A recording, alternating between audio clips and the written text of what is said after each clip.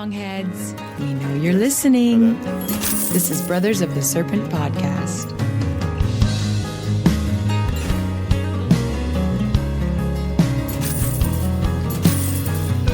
And welcome back, ladies and gentlemen, boys and girls, angels and demons and monsters and serpents, to Brothers of the Serpent podcast, coming to you not live from the 10 by 10 by 10 tangent cube of science, nestled amongst the dusty bones of an ancient seabed high atop the Edwards Plateau, which is in the process of being flooded. Yeah. Turning it back into a sea. Bring it on. Soon we'll just be a collection of islands. That would be awesome. Yeah, that would be cool. So we got a great episode for you today. Going to be about a whole bunch of... I've been doing all this research on the what's called the fairy faith in Celtic countries. It's a massive book that was written in the 1900s. But first, as always, we are joined by our good friend and longhead, Mr. Brett England, from deep beneath his secret space station out in outer space. How you doing, buddy? Doing well, man. I'm super excited for this show. It's something that I know just enough about to be interested, but not really enough to claim that I know anything about it. So I'm super stoked. The fairy faith stuff? Oh, yeah. Yeah. It is a fascinating subject that touches on many of the topics that we talk about on this show. The Fae Pope. Yeah, the Fae. Wait till you guys get a load of my terrible accents I'm going to throw in when I'm reading these stories. But first, as always, we have space weather news. Arctic auroras. Yeah, you didn't have this. You didn't do the music. I was sitting in here not doing anything. thinking about there was something I was supposed to do, and I was like, I don't know what it is, so I will just sit here and think about what I was supposed to do. Arctic aurora is likely this week. An irregular hole in the sun's atmosphere is spewing a stream of solar wind towards Earth. Estimated time of arrival, October 24th. High-latitude skywatchers should be alert for auroras when the gaseous material arrives. A bright full moon on October 24th will add its luminosity to that of the geomagnetic storm, creating some nice landscape photo ops around the Arctic Circle. If we have any listeners in the Arctic Circle, just pay attention. Beware. Also, something wicked green this way comes. A green ball of gas wider than the planet Jupiter is approaching Earth. Its name is Comet 46P/Witarnen. Italian astronomer Rolando Liguistri photographed the verdant orb on October 18th using a remote-controlled telescope in Australia. What? An Italian using a remote-controlled telescope in Australia. Deep inside that green ball is a furiously vaporizing nugget of dirty ice. The frozen nucleus of 46P/Witarnen is only about 1 kilometer wide, but astronomers say it is, quote, hyperactive, unquote, like a little kid. So there's no way to tell. There's no way to tell which direction it's going to be going. Yeah, as many as 1.7 times 10 to the 28th of water molecules per second have been observed emerging from the comet's core. Just in case, for those of you in Rio Linda, that's a lot.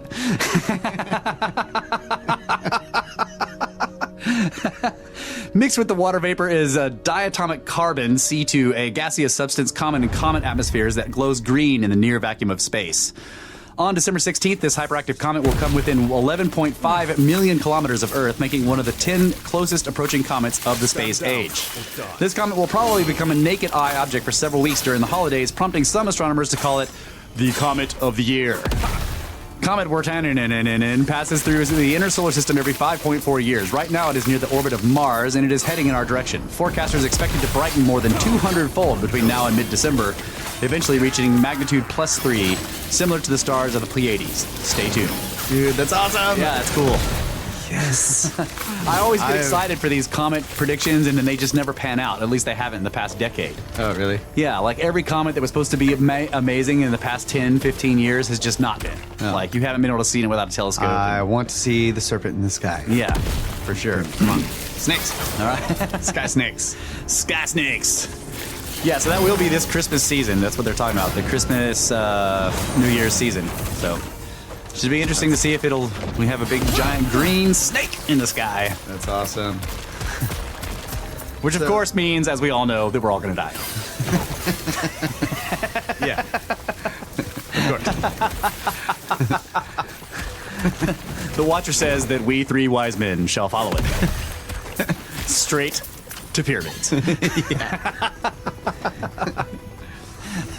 All right, what do you got? I got a couple stories here. The world's oldest intact shipwreck discovered in the Black Sea. Okay, so where's the Black Sea? I'm terrible at geography. The Black Sea is Like next to Mediterranean-ish? Romania, Bulgaria, Greece, Turkey. It's north of Turkey. Oh, okay. Just north of Turkey. The Watcher's looking for it. Go ahead and read the story. The wreck is to the east of Bulgaria Okay. and north of Turkey. So, all right, well, I'll just read the story then. Archaeologists have found what they believe to be the world's oldest intact shipwreck at the bottom of the Black Sea, where it appears to have laid undisturbed for more than 2,400 years. Wow. The 75-foot vessel, thought to be an ancient Greek, is discovered with its mast, rudders, and rowing benches all present and correct, just over a mile below the surface. A lack of oxygen at that depth preserved it, researchers said. So that's pretty cool. So it has the mast and everything is all in place? It's Holy like, crap. There's a picture of it. It's laid. Why did it sink? Yeah, I don't know. It was not bombed.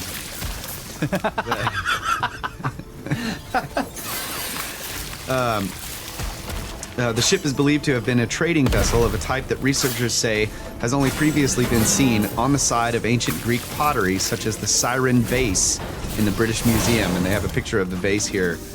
And it looks exactly like this ship. Like you can sort of see the profile of the ship in the photograph, and then of course The profile of the ship on the vase ship on the vase is the looks same. That's awesome. And the depiction on the vase is the one where Odysseus is tied to the mast so that it keeps him from like going insane when the sirens are Yeah. singing. Okay, yeah.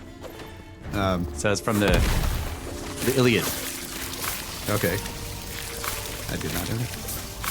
But anyway, it's pretty cool that they're going to leave the hull down there, but they took a small piece of the wood to have it carbon dated by a university.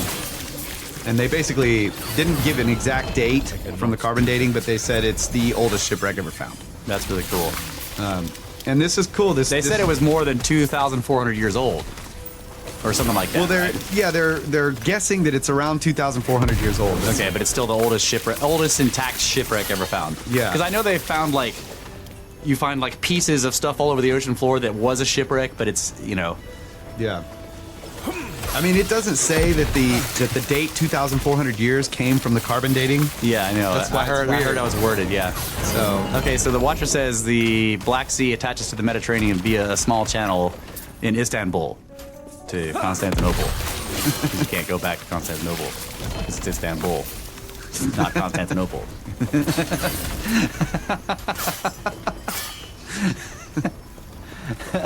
But this is cool. I didn't know about this. This is a group of archaeologists that they're basically marine archaeologists, and they're doing maritime. Maritime. They're doing this project. Let's see where it is here. They're trying to. You said they were trying to determine.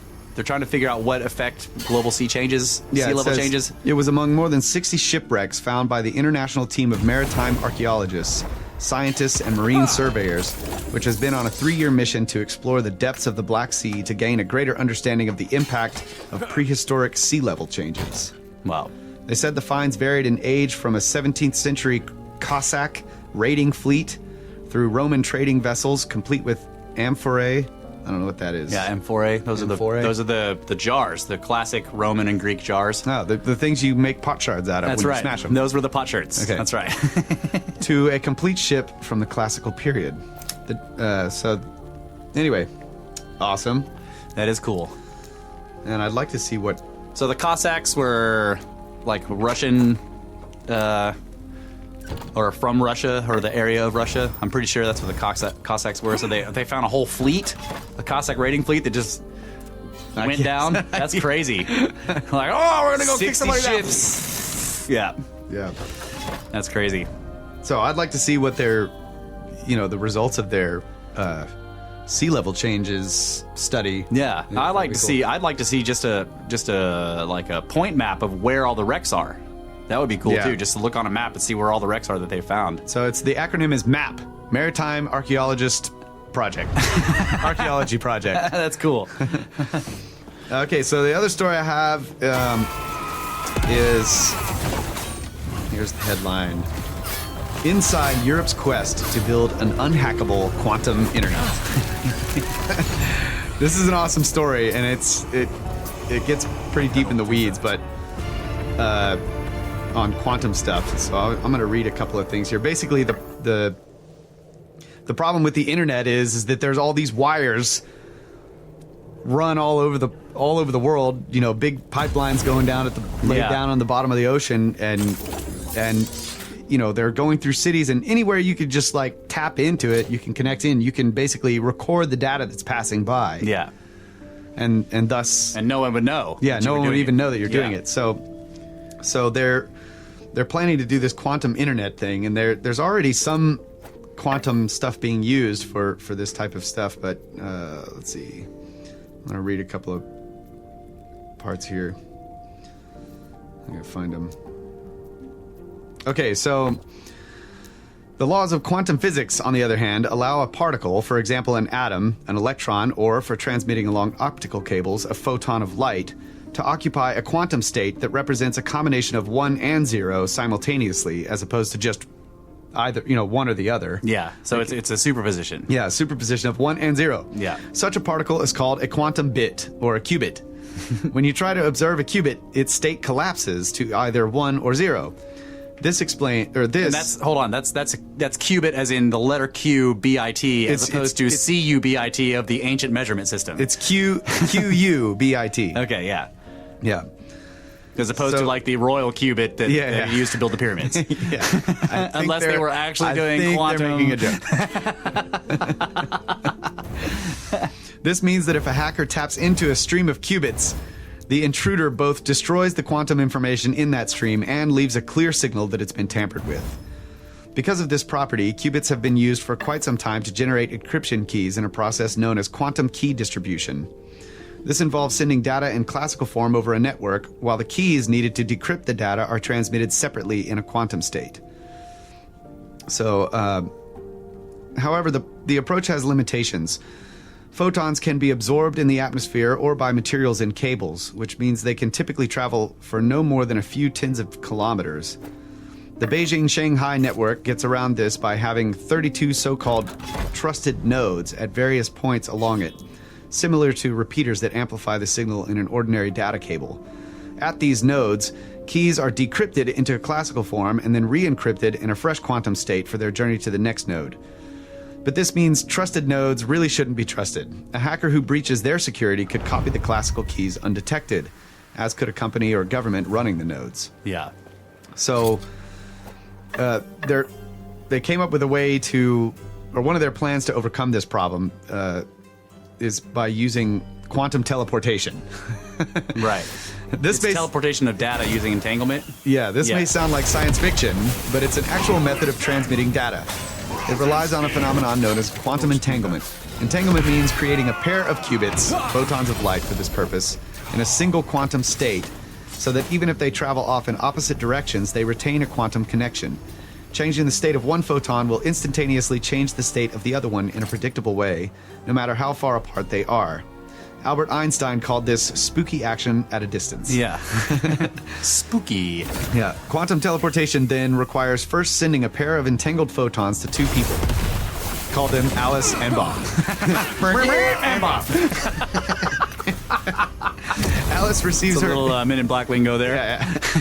Alice receives her entangled photon and lets it interact with a memory qubit that holds the data she wants to transmit to Bob. This interaction changes the state of her photon and thus changes the state of Bob's photon too. In effect, this teleports the data in Alice's memory qubit from Alice's photon to Bob's. So they have a little illustration depicting it, but you can check this.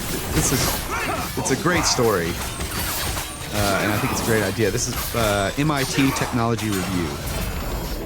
Oh yeah, cool. TechnologyReview.com. So I just think it's funny they're calling them qubits. yeah. Fayima, you should build a Vara and make it 300 qubits by 40 qubits by 80 qubits. That's not very much data. What's a qubit, oh lord? Well, it's a quantum teleportation bit. What? Yeah. Yeah, that's cool. the whole idea of teleportation of information is a fascinating concept.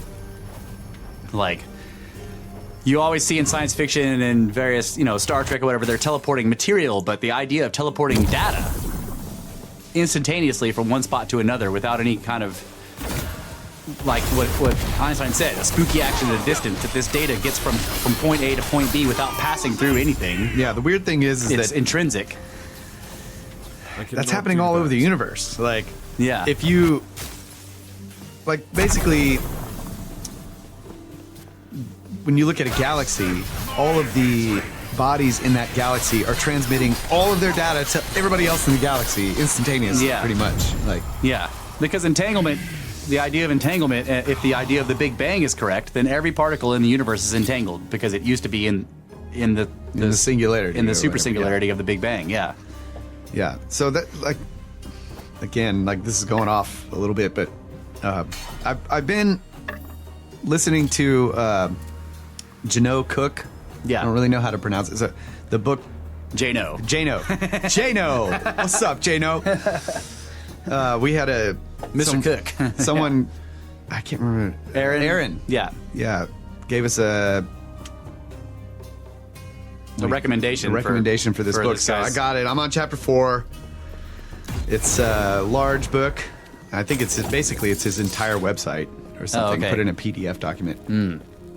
Pretty cool, but it's, I don't know where I was going with that. Oh yeah, this idea that, like, how these forces in the universe are able to interact or travel as they do. In other words, like, Yeah. like these problems with dark matter and all this kind of stuff. Like, Right. how are all the bodies? How does this planet know what the sun wants us to do?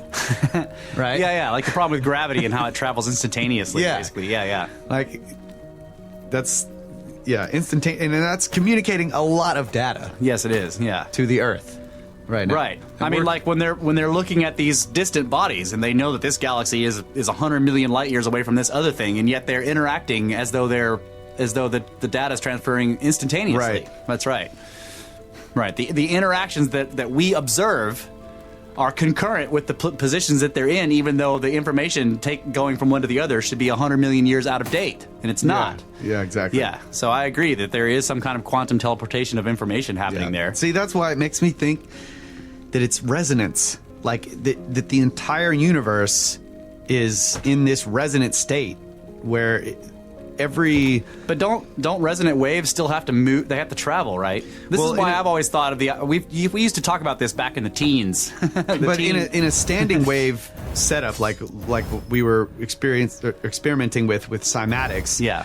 Like, anywhere on the resonant plate, the Chladni plate or whatever, if you disturb this one standing wave over here, it's going to, like, pretty instantaneously change the whole pattern on the plate. Oh, okay. Is it instantaneous? I don't know. I Yeah. mean, probably not on the Chladni plate, but in the ether is what I'm thinking. Okay, like, yeah. Like, in other words, all the way across the universe, something changes, like from say. And it shifts the entire pattern, is what you're saying. Exactly. The pattern shifts over the whole universe. Yeah. Faster than the speed of light can travel there.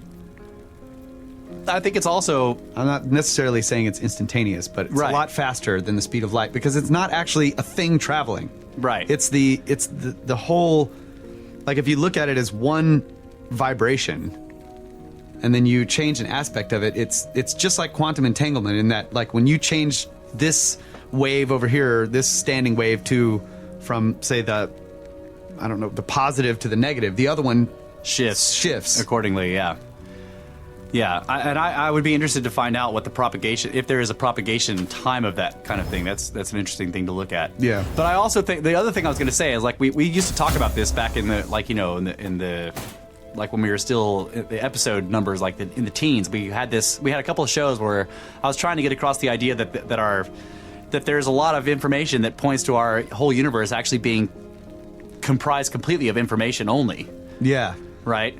And that's what I'm saying. So, like, we see this information teleportation, and that is another little piece of that evidence that makes me think that we live in a universe that actually is comprised of pure information. Yeah. I don't think I've ever fully understood that concept as I don't I feel either. like you do. I don't understand it. Whenever you either. talk about it, I'm like, he's getting something that I'm not. Well, like we talked about, we have these numbers. I don't want to rehash the whole thing, but we have these numbers that basically inform the entire universe. Yeah. How is that possible? How is it possible that these like extremely precise numbers, and there's a whole list of them, inform everything in the universe uniformly as far as we can tell all the way across it? Yeah. How is that possible? That it implies that there is that at least in some way our universe is based on pure information.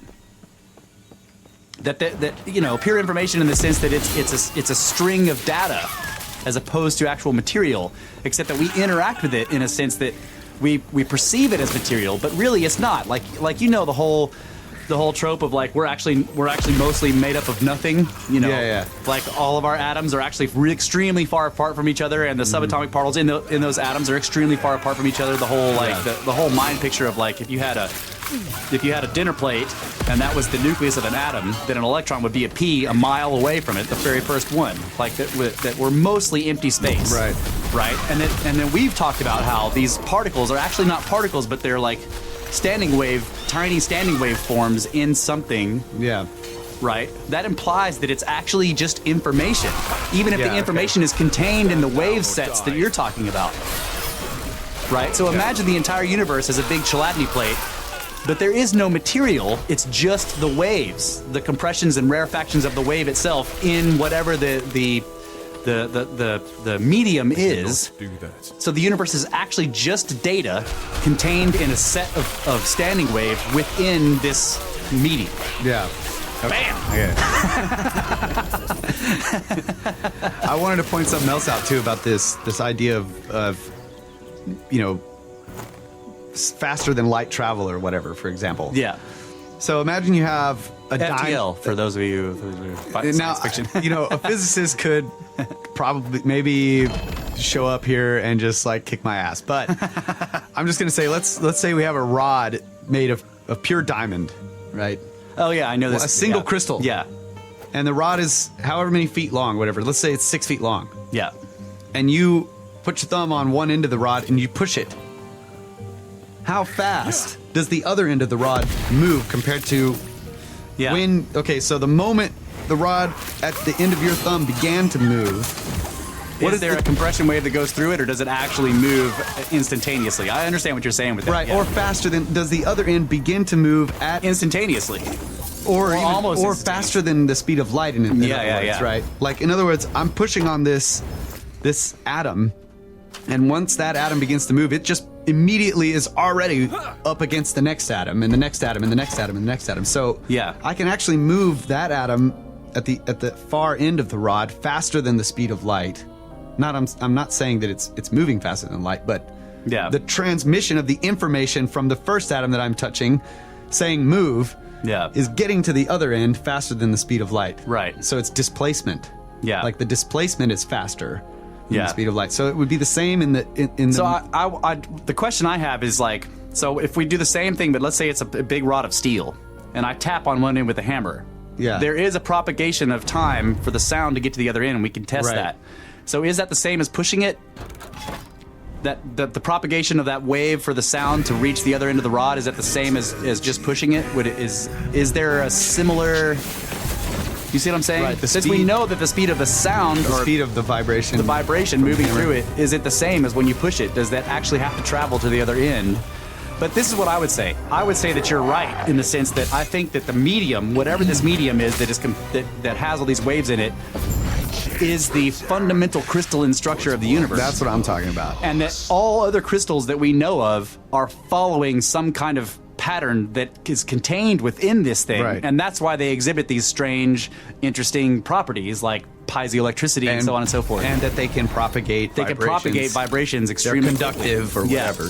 Exactly. All right, so now that we got that figured out, next mystery. I don't actually know the answer to that question, but it is. I wonder about that. Like, it seems to me that it would be. It would be strange if it didn't move, if the other end didn't move faster Yeah. than the speed of light, but I Yeah. don't know. Because of course you could argue that the longer or the bigger that you make it, I guess the more it can flex. Is a like tapping on one end and sending a wave through it different than pushing on it? Is that because maybe it is? It could be completely different. But like, let's say that you had this rod of diamond that you're talking about, but it's a light year long.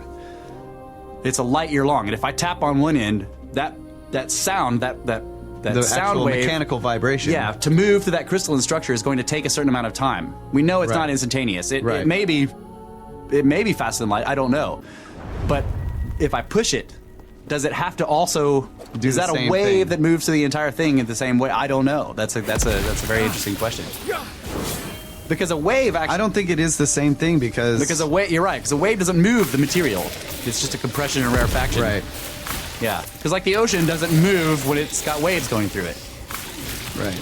But if I was on the other side of the ocean and it was a solid thing, if I pushed it, But hydraulics, like when you have a hydraulic cylinder, Yeah, yeah. and you push on one end of the cylinder, the other end moves out. Right. But that's not is what's it happening. instantaneously? That's not That's not what's happening if you have a transverse wave on the surface of water. Right. Hydraulic fluid. Yeah, yeah. So But there's still a wave going through the fluid itself, right? I don't know. we're reading the water and trying to figure out I don't what he's understand the talking question. about. Okay, anyway, it's questions for another day. Yeah. I Yeah. have to look into that. But yeah, I guess part of that would be, inertia is part of that. Like once you, like the longer the rod, the more mass the entire structure has. Yeah. And thus the harder, the more energy you have to put into the pushing force to get it to move. Right. And that is already a function of the entire, like the whole thing. Yeah. Right? Yeah, if you had a diamond rod a light year long, you would probably just end up smeared onto it in a little thin layer all the way across the entire thing. Because it would have a lot of, it would have its own gravity well.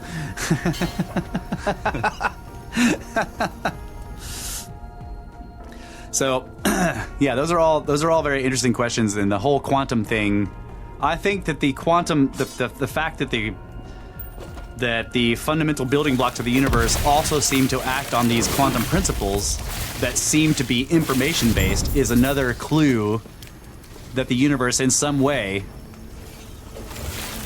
is pure information. Well, also, when you think about quantum entanglement, then this was the reason why I brought this up anyway, that you can have two particles that are entangled so that when you change this one, the other one changes. Yeah. Is a clue that this is exactly how the universe is constructed. Right. That in other words, like when you, whatever they have to do to But create... the space doesn't matter. Right. Whatever they have to do to create these two entangled particles, doesn't matter where they move them. As they move them through the universe, the information of their position in the universe is being recorded by the ether, by the medium, so that when one is moving, the other one, it's their information. In other words, their locations in space are irrelevant. Well, it's not it's that the state of the particles itself that are entangled. That's what they're saying. You can move them wherever you want. I know, but my point is that another way to look at it is that the resonant medium of the universe itself is aware of where they are. The information that's in those entangled particles. Okay, so that when one changes, the other one changes, indicating that it is part of that standing wave structure. Yeah, I got you. Right, like they are. Like you have to create them in a certain way. Yeah. And then they are, wherever they go in the universe, they are in other words, they're connected by information. Despite by that resonant pattern in the universe. Yeah. Okay. I can see that. I always thought of it as like that their location becomes irrelevant in terms of their state. Yeah, but that's a more abstract way of looking at it. What you're talking about is you're given an idea of how this actually may function. Yeah, physically. That's what I'm trying to do. Yeah, fucking materialist. Hey, I'm not saying that the medium is material. Yeah, it might be consciousness. What is consciousness? Stop trying to explain my ghost with quantum physics.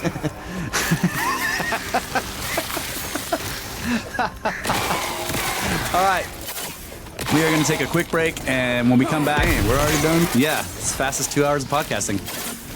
So we're going to take a quick break, and when we come back, we will begin the journey down the rabbit hole of the fairy faith in Celtic countries. Freedom at last. Stand down. Done.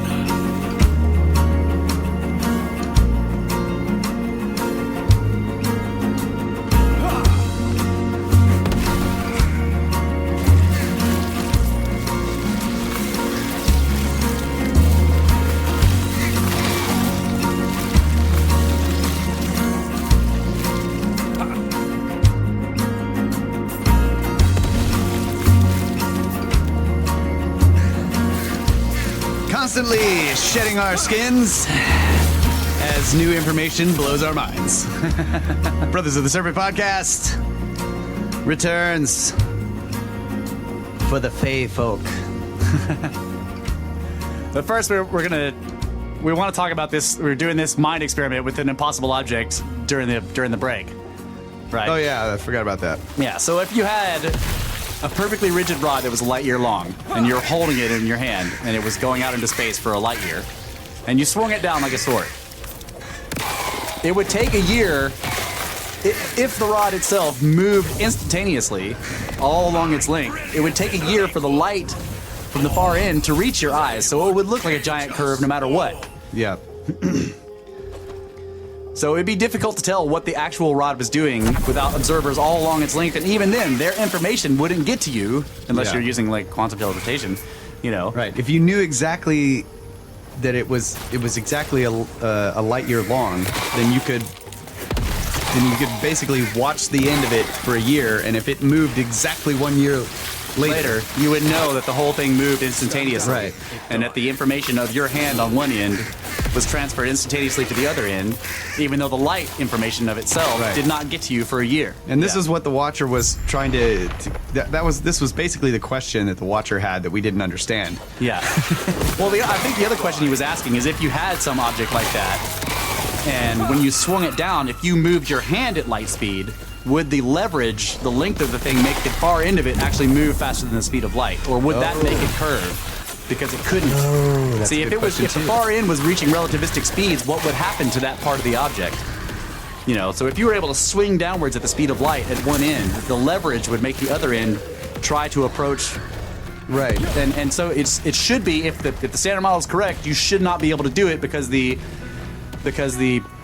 inertia of the far end would become so great that you couldn't move it that fast. Right. Because you wouldn't even have to move your arm down at light speed. You could just do a fraction of light speed, but the Right. curve Right. could make the other end Right, the leverage. somewhere in the middle it would be light speed, and at the end it would be faster. Right, and that should be, according to the standard model, impossible because the Right. inertia would be too high. Supposing that you had the muscle strength to move the thing in the first place in a place where you're floating in space anyway. Right. If you grabbed this thing and tried to swing it, you would just go flying off. It wouldn't move. But that's not the point. The interesting point is that no matter what you do, like with this perfectly rigid rod, you swing it down, it's going to look like it's curving. If you're No matter what. no matter what, Yeah. because the light, Supposedly. the light that's reflecting off the rod further and further away is taking longer and longer to get to you. So Right, it's so motion. as you swung it down, you would actually see a wave of movement go out along the length of the rod towards the far end, and it would take a year for the wave of movement to reach the far end for that thing to Right. move. So it would look like a giant curve. It would turn it into a scimitar no matter what you did. So then we were thinking about the experiment where they basically proved Einstein's theory of relativity, or the bending of space-time, the curvature of space-time. Yeah, with gravitic lensing. When Yeah. they looked at when there was a solar eclipse, and they looked at the edge of the corona or whatever, and they saw light from a star that was actually behind the sun, Yeah. proving that it was actually bending the light around. How do they know that light wasn't there? Like, okay, the position of the star is the same problem. Like where the Right, position that star isn't actually there. Right. The light from that star is not actually where that star is anymore. Right. Because it's many, many light years away. Right. So all along the length of of the light of that star coming towards us is a giant curve in the first place. Right. Yeah. Every star in the sky that we're seeing right now, there's actually a giant curve of the light. Yeah, if you follow the light outwards towards that star, you would have to curve in the direction that the star is actually moving because it's not actually where we're seeing it. Yeah. Which is very hard to... Space is weird. Yeah. All right. Okay, so I want to kick this off basically with some explanation. What I've done, I've been going through this book and I've been basically just marking off this story, because what this guy did, and this was in the 1900s, like as in before World War II. He went traveling through what he called the Celtic countries, so England, Wales, Scotland, Ireland. He went walking through these countries in the countryside, meeting people, finding out who knew all the fairy stories from various people, and then going to their houses or going to where they were at the pubs, sitting down with them and listening to their stories and recording them, okay? That's what he did. And so I've gone through and basically marked off and highlighted the stories that I want to tell. And I just want to explain that he does, in the text of the story, explain to you why this person is reliable, how he was like basically recommended by everybody. You know, a lot of times he'll go talk to the reverend of the local church and find out who the oldest residents are, who's reliable and who's not, and whose word everybody believes, and then go speak to that person. So that's his way of verifying that these aren't people who are just making things up. Yeah. That they're telling stories that they heard from their ancestors, or that. So as you listen to this, keep in mind that he references it in that way. Now, all of this obviously is anecdotal in the sense that he's sitting down with an old person and saying, my grandfather's grandfather said blah, blah, blah, blah, blah, right? But the idea is that he, to the best of his ability, and this is anthropology all the way, it's anthropological in the sense that this is how you verify the stories. It comes down to, do all the people that know this person think that they're trustworthy? Okay, and that's the best you can do, and he has done that like to a fault in this book. So I'm not going to read any of that stuff, but he does explain to you in the book how he has verified that this person is trustworthy and so on and so forth. Okay, cool. So I'm just going to start going through some of these now. Keep in mind that what we're looking at here is across all these different countries, and he's just getting the stories straight from these people, and so they're different, but you begin to see a pattern. Okay, so. The first one I've marked here is, a learned priest of the Roman Church told me when I met him in Galway, and also, forgive me for butchering many of the names, because I don't know how to say them. I know that they're not said how they are spelled often, but I don't know how to say them. Okay, Galway, that in his opinion, those places in Ireland where ancient sacrifices were performed to pagan or druid gods are still, unless they have been regularly exorcised, under the control of demons. And what the Druids were at Tara and throughout Erin, and most probably at Karnak as well, the priests were in Egypt, and the Pythonesses in Greece. That is to say, Druids, Egyptian priests, priestesses in charge of Greek oracles are said to have foretold the future, interpreted omens, worked miracles and wonders of magic by the aid of demons, or daemons, who were regarded as an order of invisible beings, intermediary between the gods and men, and as sometimes including the shades from Hades, okay? Let's see. So that was an opinion of a priest that he spoke to. So let's see. And he has his own theories on how all this works, so this is part of it. In most cases, as examination will show, the evidence is so clear that little or no comment is necessary. Most of the evidence also points so much in one direction that the only verdict which seems reasonable is that the fairy faith belongs to a doctrine of souls. That is to say that fairyland is a state or condition, realm or place, very much like, if not the same as, that wherein civilized and uncivilized men alike place the souls of the dead, in company with other invisible beings such as gods, daemons, and all sorts of good and bad spirits. Not only do both educated and uneducated Celtic seers so conceive fairyland, but they go much further and say that fairyland actually exists as an invisible world within which the visible world is immersed like an island, or in an unexplored ocean, and that it is peopled by more species of living beings than this world, because incomparably more vast and varied in its possibilities. Man. Okay. So basically, That's pretty cool. that the material realm is a little bitty island inside this much more vast world that we can't see or can only interact with on a very limited level. All right. Great. Great. Sitting here looking out of the universe, having my No mind wonder blown we're every missing day. most of it. It's like, it's so big. It's a tiny island, folks. In no case has testimony been admitted from a person who was known to be unreliable, nor even from a person who was thought to be unreliable. Accordingly, the evidence we are to examine ought to be considered good evidence so far as it goes. And since it represents almost all known elements of the fairy faith and contains almost all the essential elements upon which the advocates of the naturalistic theory, of the pygmy theory, of the druid theory, and of the mythological theory, as well as our own psychological theory, must base their arguments, we consider it very adequate evidence. Nearly every witness is a Celt who has been made acquainted with the belief in fairies through direct contact with people who believe in them, or through having heard fairy traditions among his own kindred, or through personal psychological experiences. Okay, so I wanted to read that because that's his own explanation of how his information is gotten. Okay. We are now prepared to hear about the Dwan Maith, the good people, as the Irish call their She race. Now, She is interesting. It's spelled S-I-D-H-E, but it's pronounced She. Okay? So when you hear of places like Glenshee in Ireland, it's spelled S-H-E-E now, but Glenshee means the Glen of the Fae. Okay? All right. As the Irish call their She race about the people of peace, the still folk, or the silent moving folk, as the Scotch call their She, who live in green knolls and in mountain fastnesses of the Highlands, about various Manx fairies, about the Tilwith Teg, the fair family or fair folk, as the Welsh people call their fairies, about Cornish pixies, about the Fee or Fae, the Corrigans, the phantoms of the dead in Brittany. And along with these, for they are very much akin, let us hear about ghosts, sometimes about ghosts who discover hidden treasure, as in our story of the Golden Image, about goblins, about various sorts of death warnings generally coming from apparitions of the dead, or from banshees, about death candles and phantom funerals, about leprechauns and about hosts of the air, and about all kinds of elementals and spirits. In short, about all the orders of beings who mingle together in that invisible realm called fairyland.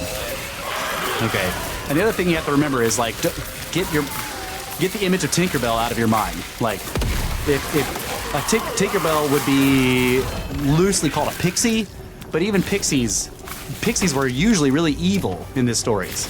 So Tinkerbell is some kind of weird Disney-ish version of a pixie, but often the fairy were enormous and like beautiful, enormous, like the men were well muscled and just like gigantic, 8 feet tall, and shining with light, and covered in Celtic tattoos and looking like they would cut your head off with a broadsword. Like they're not like little buzzing flies, okay? Okay, the problem we have to deal with is a startling one, do that. and thus put before us by Mr. Wentz. Mr. Wentz is the guy who wrote the book. Are these beings of the spirit world real beings, having a veritable existence of their own, in a world of their own, or are they only the creation of the imagination of his informants and the tradition of bygone centuries? The newspaper, the National School, and the Zeitgeist have answered to their own entire satisfaction that these things are imagination, pure and simple. Yet this offhand condemnation does not always carry with it a perfect conviction. We do not doubt the existence of tree martins or kingfishers, although 999 people out of every 1,000 pass their entire lives without being vouchsafed a glimpse of them in their live state. And it may not be the same with the creatures of the spirit world, and may it not be the same with the creatures of the spirit world. May not they also exist, although to only 1 in 1,000 to behold them. The spirit creatures cannot be stuffed and put into museums like rare animals and birds, whose existence we might doubt if we had not seen them there. Yet they may exist just as animals and birds do, though we cannot see them. I, at least, have often been tempted to think so.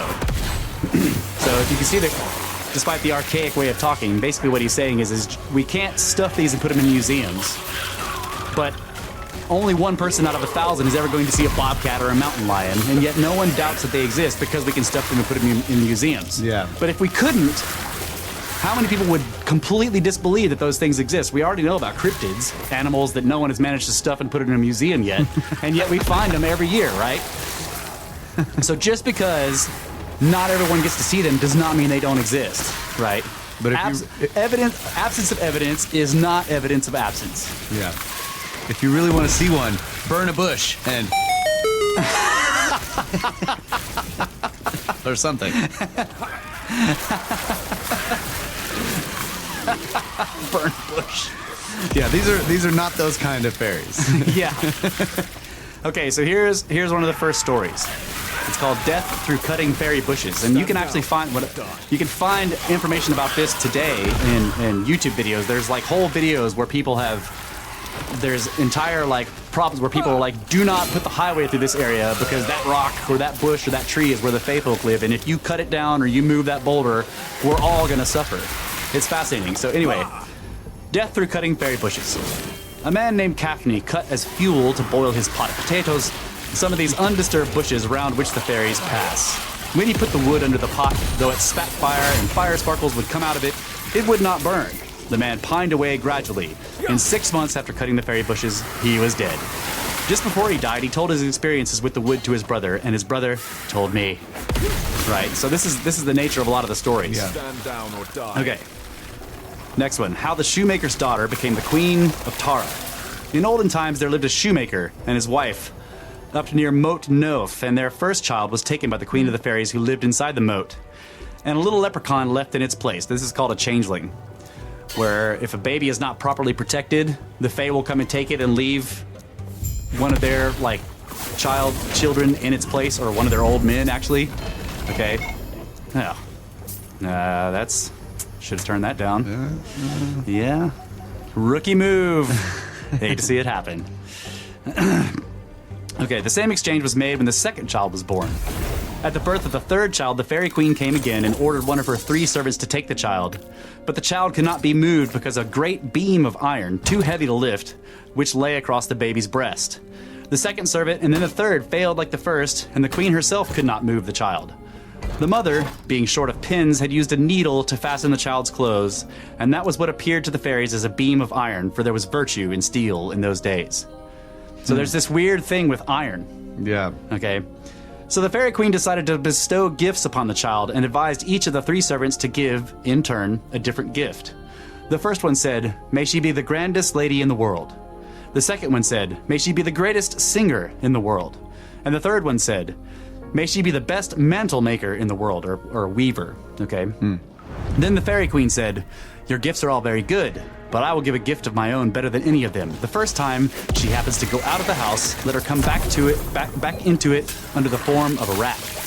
Like, what kind of gift is that? The mother heard all that the fairy women said, and so she never permitted her daughter to leave the house.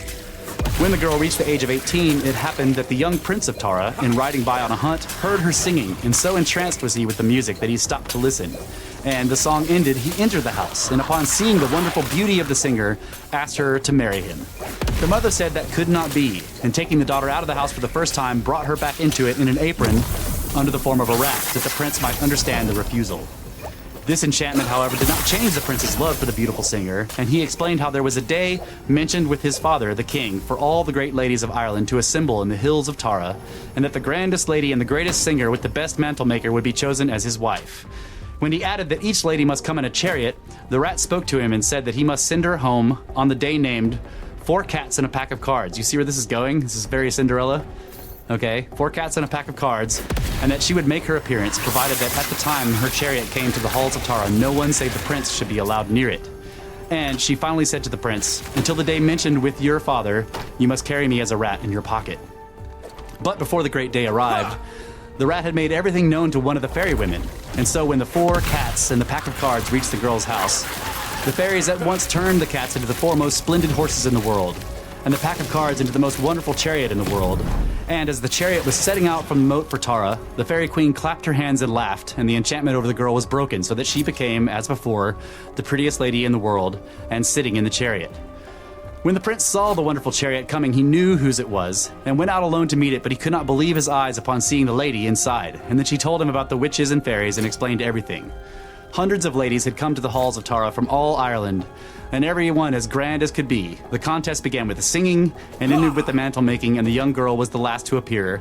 But to the amazement of all the company, the king had to give in and admit that the strange woman was the grandest lady, the greatest singer, and the best mantle maker in Ireland. And when the old king died, she became queen of Tara. That is really strange. Yeah, so lots of elements of that will become more familiar as we go through these stories. That's probably the longest one I'm going to read. Okay. Crossing a stream and fairies. When out on a dark night, if pursued by fairies or ghosts, one is considered quite safe if one can get over some stream of water. I remember coming home on a dark night with a boy companion and hearing a noise, and then after we had run to a stream and crossed it, feeling quite safe. This is awesome. Another thing this is interesting to me because of the other things it connects with, like demons crossing water. Mm-hmm. You know, there's something about this that if you can cross water, then they can't get to you. Okay. Those who return from the Fae. Persons in a short trance state of 2 or 3 days' duration are said to be away with the fairies enjoying a festival. The festival may be very material in its nature, or it may be purely spiritual. Sometimes one may thus go to fairy for an hour or two, or one may remain there for 7 or 14 or 21 years. The mind of a person coming out of fairyland is usually a blank as to what has been seen and done there. Another idea is that the person knows well enough all about fairyland, but is prevented from communicating this knowledge. A certain woman of whom I knew said she had forgotten all about her experiences in fairy, but a friend of hers who heard her objected and said she did remember but wouldn't tell. A man may remain awake at night to watch one who has been to fairyland to see if that one holds communications with the fairies, and others say that in such a case the fairies know you are on the alert and will not be discovered. And so keep in mind, these are just, what I'm reading are what people are telling this guy. Yeah. Every single one of these is a different person telling different stories that they've come across. Okay.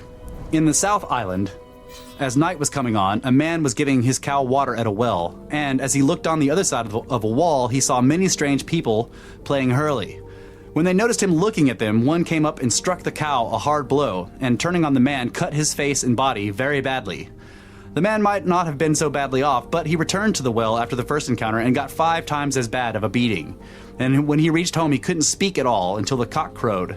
Then he told about his adventures and slept a little, and when he woke up in the daylight, he was none the worse for his beating, for the fairies had rubbed something on his face.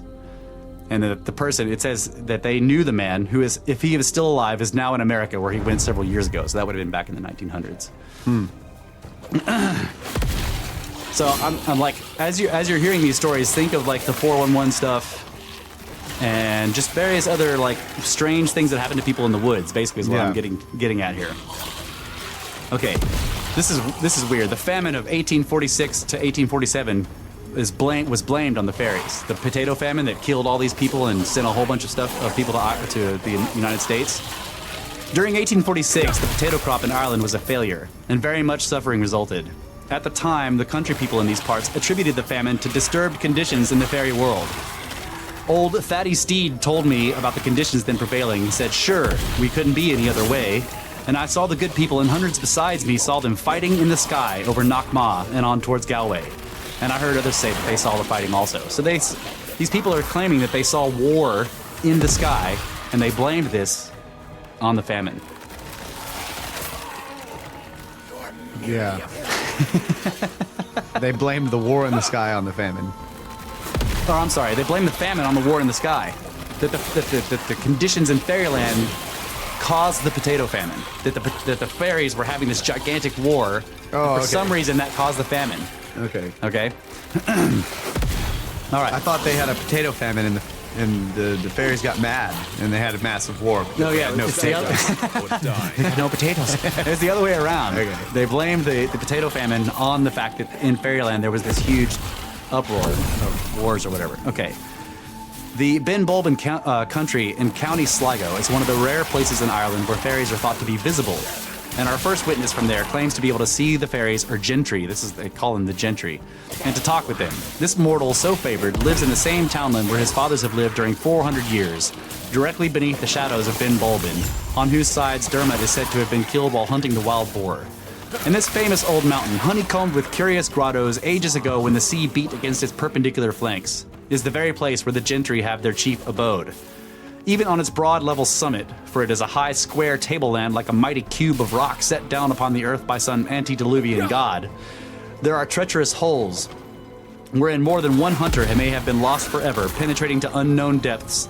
And by listening, one can hear the tides from the ocean 3 or 4 miles away, surging in and out through ancient subterranean channels connected with these holes.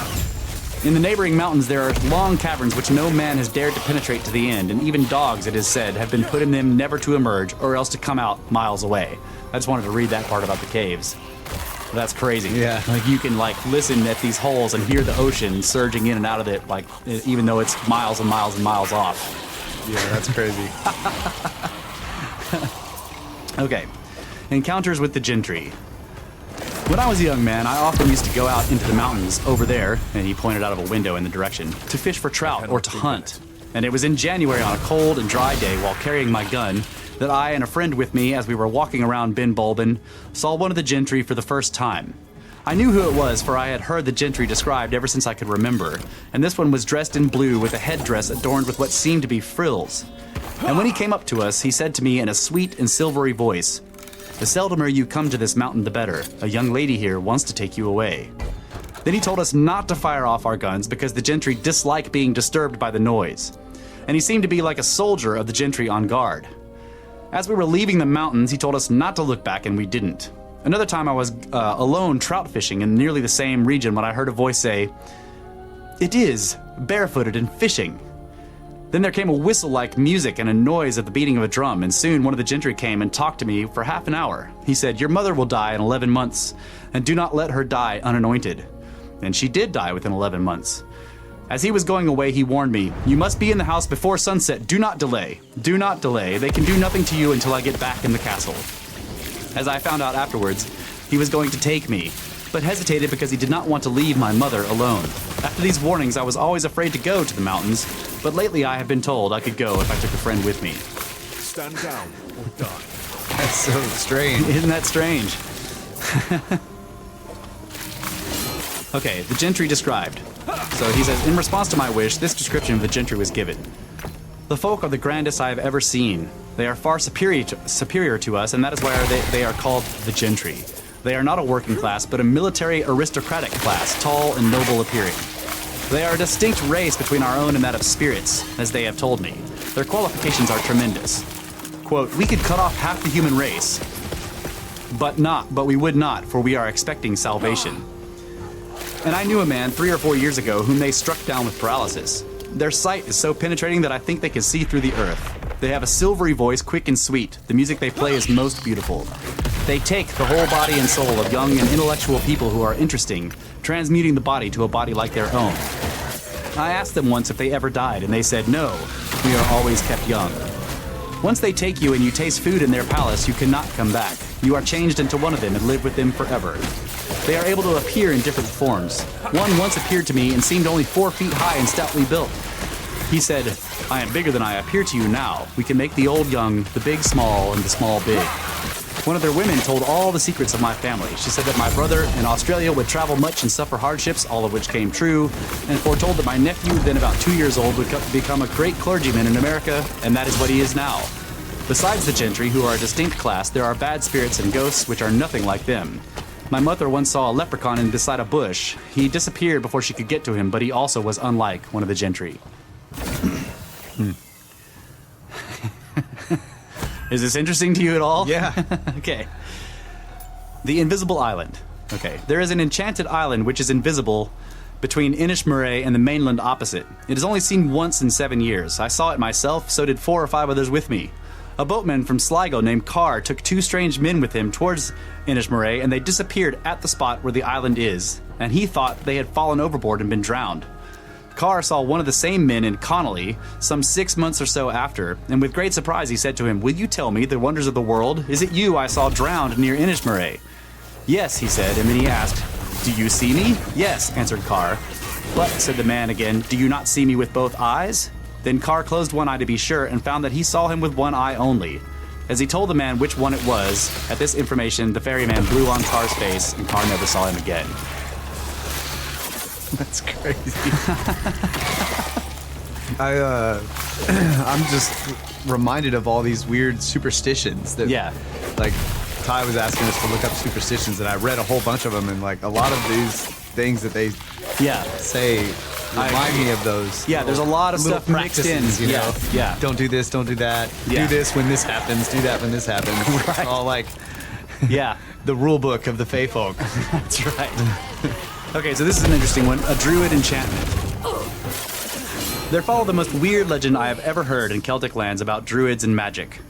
One afternoon, Patrick Waters pointed out to me the field, near the seacoast opposite Inishmore, in which the ancient menhir containing the enchantment used to stand, and at another time he said that a bronze wand covered with curious marks, or interlaced designs, was found not far from the ruined dolmen, on the farm of Patrick Bruan about 2 miles southward. This last statement, like the story itself, I have been unable to verify in any way.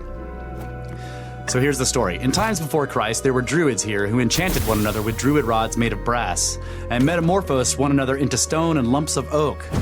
The question is, where are the spirits of these druids now? Their spirits are wafted through the air, and the man or beast they meet is smitten, while their own bodies are still under enchantment. I had such a druid enchantment in my hand. It wasn't stone, nor marble, nor flint, and it had a human shape. It was found in the center of a big rock, and round this rock, light used to appear at night. The man who owned the stone decided to blast it, and he found at its center the enchantment, just like a man with a head and legs and arms. Father Healy took the enchantment away while he was here on visit, and said that it was a druid enchanted, and that to get out of the rock was one part of the releasement, and that there would be a second and complete releasement of the druid. Isn't that weird? Crazy, dude. Yeah. That there was this giant standing stone, and the dude it used to glow at night. And the Yeah. dude blasted it open and found this like weird, Little not figurine. stone, figurine encased in it, and that the priest claimed that it was the druid himself that was enchanted. And he in there. knew how to make him. Yeah, took him and bring hid him back away in. so that he wouldn't become alive again. Oh, 'Cause really? they're pagan, yeah, according to the priest, this church guy. Okay, the fairy tribes classified. Finally, I asked Patrick to classify, as far as he could, all the fairy tribes he had ever heard about, and he said, the leprechaun is a red-capped fellow who stays around Pure Springs, generally shoemaking for the rest of the fairy tribes. The Lunatishis are the tribes that guard the blackthorn trees or sloes, and they let you cut no stick on the 11th of November, which is the original November day, or the 11th of May, which is the original May day. If at such a time you cut a blackthorn, some misfortune will come to you. Pukas are black-featured fellows mounted on good horses and are horse dealers. They visit race courses but are usually invisible. The gentry are the most noble tribe of all, and they are a big race who come from the planets. According to my idea, they usually appear white or shining light. The Dwan Maith, though there is some doubt, the same or almost the same as the gentry, were next to heaven at the fall, but did not fall. They are a people expecting salvation. So, okay, go ahead. The 11th. I'm wondering about procession, like saying the 11th used to be the original day. Yeah, the original May Day. Is that the way it would go? Like forward, like What do you mean? like in terms of procession, because if you follow the seasons as your calendar, Yeah. and then after many years pass, Oh, due yeah, to you mean procession, with the day drift? yes, Yeah, I think it would, yeah. Does it go forward or backwards? It would go backwards along the calendar, right? That's what I thought. Yeah. So, that's What's weird. May Day now? Well, I mean, he's saying that the 11th used to be that day. Right, with the 1st of May. It's the 11th, and now it's the 1st. I think is the idea. I don't know when May Day is supposed to be. Is it the 5th? I don't know. But it seems to have gone backwards. It's not farther forward in the calendar. Yeah, it's hard for me to picture it. It's like it's the same problem with changing the hour forward or back. Oh yeah. Does the pointer, graph it. I does had the to pointer draw it. drift backwards along the calendar from the Yeah. 11th of May to the 10th to the 9th to the 8th to the 7th to the 6th? Yeah, because we have these things like mayflies and June bugs. Yeah. But they come a month out of place. Yeah. Because probably due to procession. Right. They're no longer in June or in May. Yeah. Yeah, that's interesting. All right, we're going to take another quick break. And when we come back, I will continue to read these very strange stories about the fairy faith.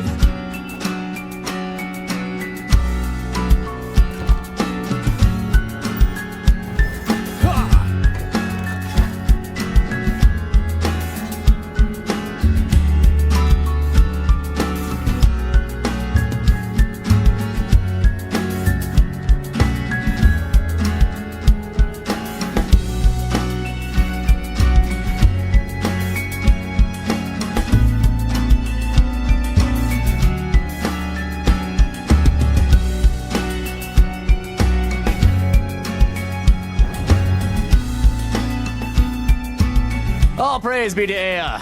Having more fun than Enlil allows human beings to have. This is Brothers of the Serpent podcast for the second time for the third segment. This is like a time warp for you guys because you don't know, except that I'm telling you now, that we actually did this segment once already and we lost it. Probably because I was talking shit about fairies. And they got mad. So, I'm now mad. We were literally halfway through the segment and the computer just shut off. yep. So I must have said something wrong and made them mad. Okay. So, a midwife story. This story is there's a lot of stories like this about midwives who have these strange encounters. They're asked to come and help a fairy baby be born. Okay, so a midwife story. A country nurse was requested by a strange man on horseback to go with him to exercise her profession, and she went with him to a castle she did not know. When the baby was born, every woman in the place where the event happened put her finger into a basin of water and rubbed her eyes. So the nurse put her finger in and rubbed it on one of her eyes. She went home and thought no more about it. But one day she was at the fair and she saw some of the same women who were in the castle when the baby was born. Though, as she noticed, she could only see them with the one eye that she had wet with the water from the basin. The nurse spoke to the women, and they wanted to know how she recognized them, and she, in reply, said it was with the one eye. And she asked, "How is the baby?" "The baby is well," said one of the fairy women. "And what eye do you see us with?" With the left eye," answered the nurse. And then the fairy woman blew her breath against the nurse's left eye and said, "You'll never see us again." And the nurse was always blind in her left eye after that. I cannot do that. that is just crazy. Yeah. Cool story. What is the deal with blowing in the eye? Yeah, I don't know. Let us now turn to the Ross's Point country, which, as we have already said, is one of the very famous places for seeing the gentry, or as educated Irish seers who make pilgrimages thither call them, the Sidhe. I have been told by more than one such seer that there on the hills and greenlands, which is a great stretch of open country, treeless and grass-grown, and on the strand at Lower Ross's Point, called Wren Point by the country folk, these beings can be seen and their wonderful music heard, and a well-known Irish artist has shown me many drawings and paintings in oil of these Sidhe people, as he has often beheld them at those places and elsewhere in Ireland. They are described as a race of majestic appearance and marvelous beauty, in form human yet in nature divine. The highest order of them seems to be a race of beings evolved to a superhuman plane of existence, such as the ancients called gods, lowercase g god there. And with this opinion, strange as it may seem in this age, all of the educated Irish seers with whom I have been privileged to talk agree, though they go further, and say that these highest Sidhe races still inhabiting Ireland are the ever-young, immortal divine race known to the ancient men of Erin as the Tuatha De Danann, which is the Tuatha De Danann, if I'm saying that correctly, is the supposedly almost divine superhuman race that when men came to the island of Ireland, they defeated them in this great war, and the Tuatha were, like, in the terms of surrender, the Tuatha had to go below ground and men would live above ground. So that was they've kind of, I don't know if those things are connected, if the fairies are connected to them or not, but they often will ascribe them to being those people. That it's weird to me because I'm like, wait a minute, if they're immortal and badass, how did the men defeat them and force them underground? Well, there are ways. Like, There are ways. no, but like and I'm thinking of like sort of like fairy tales. There's always like these weird ways you can trick the powerful being or whatever, because they've got other issues like with things that are sort of Achilles normal. heels is what they're saying. Yeah. They got things that are like normal to humans are like really difficult or not. Yeah, like their problems with iron, for one. Yeah. Yeah. And there's just, I don't know, I can't think of any examples, but there's like interesting ways to trick them because they're not good at certain things that humans are or something like that. Yeah. So maybe they were... Yeah, that's a good idea. I do know that their whole problem with they hate iron. Like the story of the fairy queen that could not steal the baby because it had the little tiny steel pin on it, but they saw it as a giant beam across its chest, and so they couldn't lift it. Yeah. They have this serious problem with iron. And they call it cold iron. Bring no item of cold iron when you come to meet the Fae. Yeah. Right? And that's the other thing, like making deals with them. You can often trick them, like the way, like you trick the demon into just making the deal, you know? Yeah. For the pick of destiny. Yeah. We challenge you to a rock off.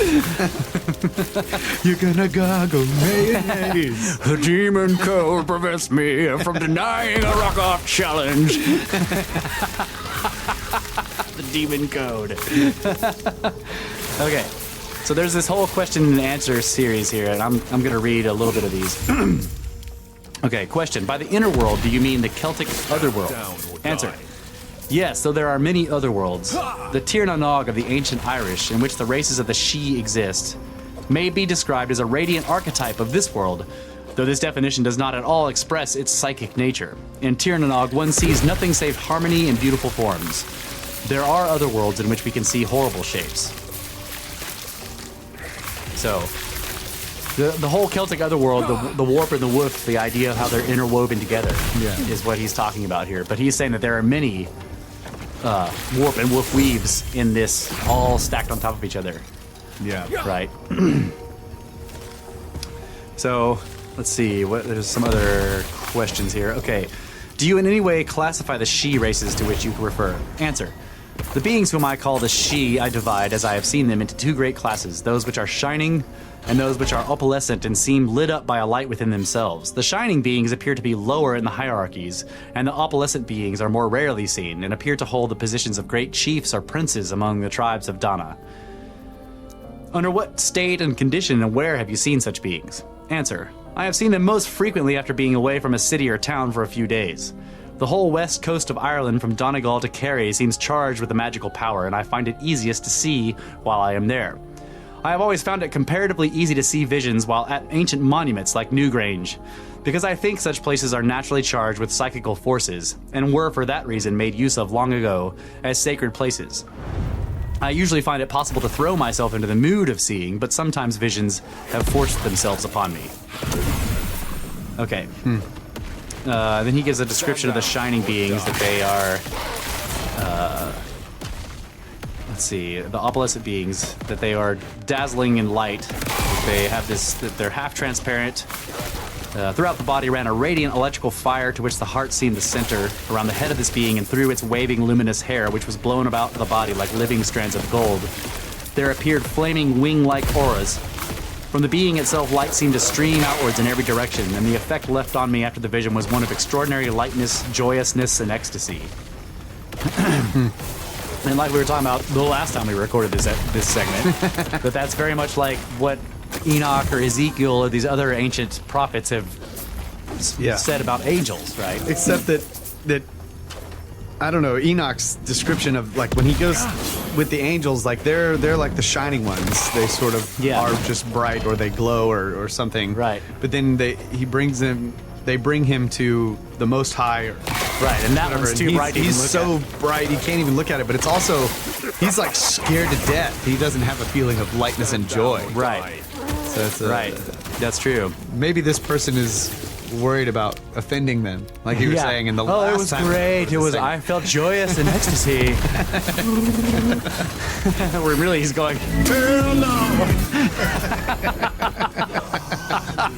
See, this is why the computer shut off last time. We can't offend these beings, okay? I know I was getting upset because I skipped my opportunity to do the same joke I did before about the beings in the dark places that are all types of horrible things. Last time we did this segment, I was like, that reminds me of some of the places Stephen King talks about, like in the Dark Tower series, where you're just like, hell no.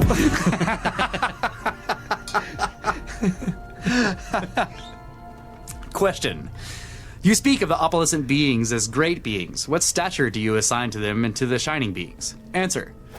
The opalescent beings seem to be about 14 feet in stature, though I do not know why I attribute to them such a definite height, since I had nothing to compare them with, but I have always considered them as much taller than our race. The shining beings seem to be about our own stature, or just a little taller. Peasant and other Irish seers do not usually speak of the Sidhe as being little, but as being tall. An old schoolmaster in the west of Ireland described them to me from his own visions as tall, beautiful people, and he used some Gaelic words, which I took as meaning that they were shining with every color. Okay. Question, do the two orders of Sidhe beings inhabit the same world? Answer. The shining beings belong to the mid-world, while the opalescent beings belong to the heaven world. There are 3 great worlds which we can see while we are still in this body. The earth, the mid-world, and the heaven world. Okay. Mid-world. Mid-world. That's also in Stephen King. That's right. Dark Tower. A stone wall overthrown by a fairy agency. Nothing is more certain than that there are fairies. The old folks always thought of them as the fallen angels. At the back of this house, the fairies had their pass or road. My neighbor started to build a cowshed. In one wall, a bunting on the pass was thrown down twice, and nothing but the fairies ever did it. The third time the wall was built, it stayed up. So you can see that the whole 3 times built thing comes from the fairy lore as well. Yep. Monty Python's genius. All right. Let's see. Personal opinions. Okay, the fairies of any one race are the people of the preceding race. So the Formors for the Firbolgs, the Firbolgs for the Danans, and the Danans for us. So if you take that backwards, like the human race sees the Tuatha De Danann as the Fae. The Tuatha De Danann saw the Firbolgs, which they defeated as the Fae. The Firbolgs saw the Formors, which they defeated as the Fae, or those in the spirit realm, the ones banished to the mid-world. I wonder if that's like sort of connected to the what's the Indian dang it, can't think of the word. We talk about it all the time. What? The Yuga cycles. Oh, yeah. Oh, okay. Like they're the Like you got the golden they're age of ascended? these enlightened ascended yeah. beings, and then these come and defeat, quote unquote, defeat them. so the Tuatha De Danann would have been from the previous Silver Age, and the humans from the Kali defeated them. Yeah. Yeah, that makes sense. Defeated them. It's not like they actually had a war. It was like this was the the natural movement of the fall of the consciousness of the beings of the time. Yeah. And so the older, like the higher ascended, like you were saying, ascended beings were from the higher. Yeah, I got you. That's interesting. And so that their consciousnesses or their spirits are still there in the world, but they won't come back into power, quote unquote, until that cycle repeats. That's very interesting, especially the way that. Okay, yeah, that's Because like cool. that's why we're in the Iron Age or whatever. Mm-hmm. So we've got this cold iron. Yeah, they don't like cold iron. That's Right. Wow, that's very interesting. Good thing we did this segment again. That's right. Please don't hurt us, fairies. The Death Coach. Maybe they wanted us to figure it out, which is why they killed the computer. No, yeah, that could be it. Yeah. Just make sure you don't go. If you wake up tomorrow and you're blind in your left eye, you know. I'm throwing sugar over my left shoulder right now. The next tale the mother told was about the Death Coach, which used to pass by the very house we were in. Every night until after her daughter was born, she used to rise up on her elbow in bed to listen to the Death Coach passing by. Now, see how they call it the Death Coach, but it's really when you get through the story, you realize it's like a spirit coach. Really, it's not necessarily a death coach. Yeah. There's no death associated with it. Except that they associate it with the underworld. Right. Yeah. It passed by about midnight, and she could hear the rushing, the trampling of the horses, and the most beautiful singing, just like fairy music, but she could not understand the words. Once or twice she was brave enough to open the door and look out as the coach passed, but she could never see a thing, though there was the noise and the singing. One time a man had to wait on the roadside to let the horses go by, and he could hear their passing very clearly, but he couldn't see a one of them. Okay, and then the author says, when we got home, Dr. Hyde, who was the guy he was going around with, told me that the fairies of the region are rarely seen, but people usually say that they hear or feel them only. Okay, the good people and Mr. Gillirat. After the mother had testified, the daughter, who is quite of the younger generation, gave her own opinion. She said that the good people live in the forts, and by this they mean, but when they say forts, he's italicizing that. What he means is these Bronze Age, what standard model archaeologists consider to be Bronze Age forts that are all over Ireland. Okay. They often take the men and women or youths who pass by the forts after sunset, and take, again, is italicized, meaning that these people vanish. So if you're walking after sunset past one of these ancient Bronze Age forts, the fairy take you and you 411.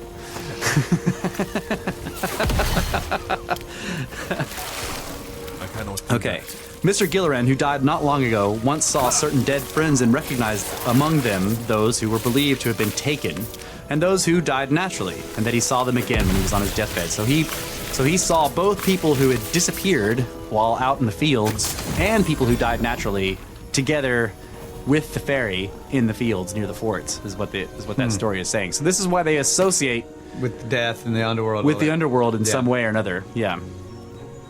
So we have here, as in so many other accounts, a clear connection between the realm of the dead and the fairyland. Okay, a girl recovered from the fairy. One day, just before sunset in midsummer, I and a boy, then my brother and cousin and myself, were gathering bilberries up by the rocks at the back of here when all at once we heard music. So here you have people picking berries in the middle of nowhere. Okay. About to 411. Hell no. No. Yeah, no. That's right. We heard music. We hurried around the rocks, and there we were within a few hundred feet of 6 or 8 of the gentle folk, and they danced. And when they saw us, a little woman, dressed all in red, came running out of them towards us, and she struck my cousin across the face with what seemed to be a green rush. We ran for home as hard as we could, and when my cousin reached the house, she fell dead. Father saddled a horse and went for Father Ryan, so their dad went for the priest. When Father Ryan arrived, he put a stole about his neck and began praying over my cousin and reading psalms and striking her with the stole, and in that way he brought her back. He said if she had not caught hold of my brother, she would have been taken forever. That she would have disappeared completely. It's weird, like there's the other story where they see him and the person runs up and like slashes his face or her face, whichever. Yeah, exactly. And then there are all those 401 stories where people appear with slashes all down their bodies. Oh. You know, they find the person and they've got these incredible, what they call abrasions all down their bodies or whatever. Like, this is the same deal. If anybody ever asks you, like, hey, you want to go pick berries in the boulder field? You're like, hell to the no. That's right. Hell no. The gentle folk. The gentle folk are not earthly people. They are a people with a nature of their own. Even in the water, there are men and women of the same character. Others have caves in the rocks, and in them they have their own rooms and apartments. These races were terribly plentiful 100 years ago, which would be the 1800s, and they'll come back again. My father lived 2 miles from here, where there were plenty of the gentle folk. In olden times, they used to take young folks and keep them and draw all of the life out of their bodies. Nobody could ever tell their nature exactly. So, again, like the reason they call them the gentle folk or the gentry, right? These names are because they don't want to offend them. Like, to offend the fairy is usually either deadly or brings incredible misfortune. So they call them the good folk or the gentle folk, even though often they're not any of those things. Are you one of the nasty folk? Dead. That's right. He did. The fairies and the weaver. Ned Judge of Sophist Bridge was a weaver. Every night after he went to bed, the weaving started of itself, and when he arose in the morning, he would find the dressing which had been made ready for weaving so broken and entangled that it took him hours to put it right. Yet with all this drawback, he got no poorer because the fairies left him plenty of household necessaries, and whenever he sold a web of cloth, he always received thrice the amount he bargained for. So they come in and completely screw everything up, but they gave him a bunch of household stuff that he didn't have to purchase, and then whenever he got to sell his thing after he finally was able to make it, even though they were screwing it up, he got 3 times the amount he was going to. It's like they're like spirit weaving something in our realm. It totally destroys it, but in their realm, they're like making their badass stuff. That's right. That's great. Food offerings to place fairies. It was very usual formerly, and the practice is not yet completely given up, to place a bed, some other furniture, and plenty of food in a newly constructed dwelling the night before the time fixed for moving into it. And if the food is not consumed and the crumbs swept up by the door in the morning, the house cannot be safely occupied. I know of 2 houses now that have never been occupied because the fairies did not show their willingness and goodwill by taking food so offered to them. Yeah, that's crazy. So you imagine that. You build your whole house, and the night before you move, or the day before you move in, you put in some furniture, and you set out a bunch of food, and if the fairies did not take the food, that you cannot live in the house. Yeah, that can only be a custom from people that are not really just making crap up. Like, right, why would you leave the house? That's a big deal. Yeah. To leave a house that you built. That's a big deal. Yeah. But it also reminds me of the whole Santa Claus thing that we have here, which is a pagan Yeah, many pieces of it come from the Fey legends. Yeah. So you got to put out the cookies, milk, and then Right. he comes down there, And and then he like- leaves you gifts or And whatever. he is magically able to travel through the sky and come Yeah. down every chimney and leave gifts. Yeah. And then only if you're good or bad. Right. He knows who's naughty or nice. Yeah. Yeah. I cannot do that. And leave him some food. Okay. Evidence from Loch Gur, County Limerick. One of the most interesting parts of Ireland for the archaeologist and for the folklorist alike is the territory immediately surrounding Loch Gur, County Limerick, shut in for the most part from the outer world by a circle of low-lying hills on whose summits fairy goddesses yet dwell invisibly. This region, famous for its numerous and well-preserved cromlechs, dolmens, menhirs, and tumuli are like piles of they're usually like tells, mounds of stone that used to be something, but nobody can tell what they are now. And for the rare folk traditions current among its peasantry, has long been popularly regarded as a sort of otherworld preserve haunted by fairy beings who dwell both in its waters and on its land. There seems to be no reasonable doubt that in pre-Christian times, the Loch Gur country was a very sacred spot for a mystic center of pilgrimages and for the celebration of Celtic religious rites, including those of initiation. The loch is still enchanted, but once in 7 years the spell passes off of it, and then it appears like dry land to anyone that is fortunate enough to behold this. At such a time of disenchantment, a tree, and that's with a capital T, a tree is seen growing up to the lake bottom, a tree like the strange world tree of Scandinavian myth. The tree is covered with a green cloth, and under it sits the lake's guardian, a woman who is knitting. The peasantry about Loch Gur still believe that beneath its waters there is one of the chief entrances in Ireland to Tir na Nog, the land of youth or the fairy realm. That reminds me of the little winemaking lady at the edge of the, like on the other side of the mountain in the Epic of Gilgamesh. Yeah. And she has a gate, Yeah. and a door. Yeah. And has to get in there to get information. Why do you close your gate against me, woman? Because you looked at, I looked over, my friend is dead.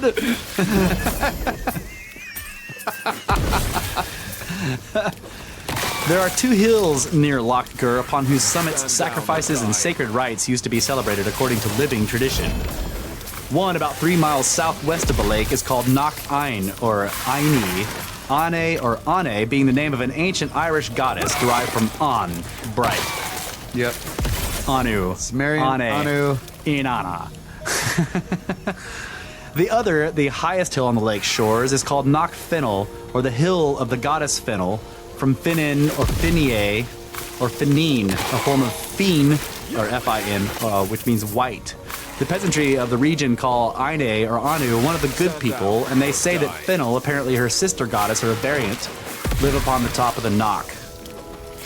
Knock Fennel. So that one I wanted to read, even though it's confusing with all the different name types and everything, because of the connection with Sumerian mythology and the ancient gods. They're like Anu, Ane, Aine, Inanna, Fennel, Fen, Fiend.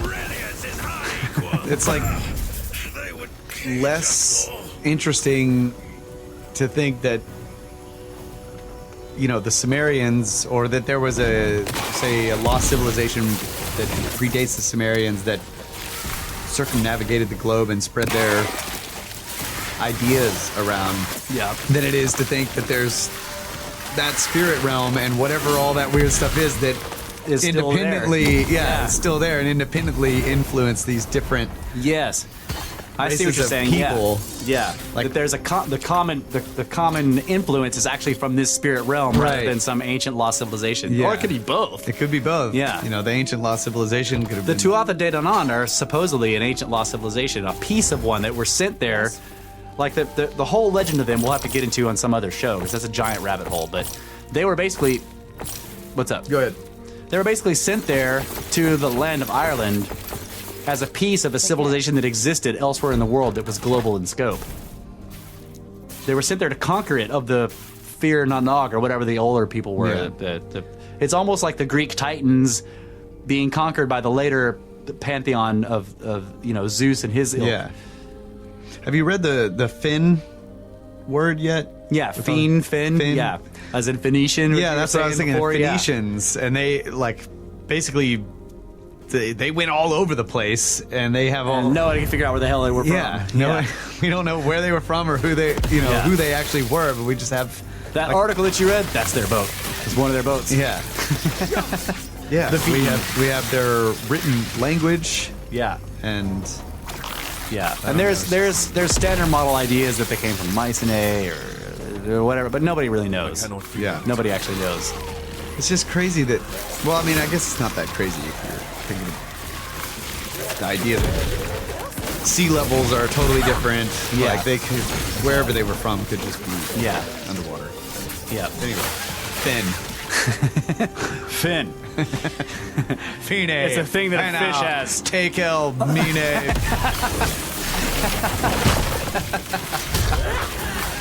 A collective vision of spiritual beings. Some few weeks before Christmas 1910 at midnight on a very dark night, I and another young man who, like myself, was then about 23 years of age, were on horseback on our way home from Limerick.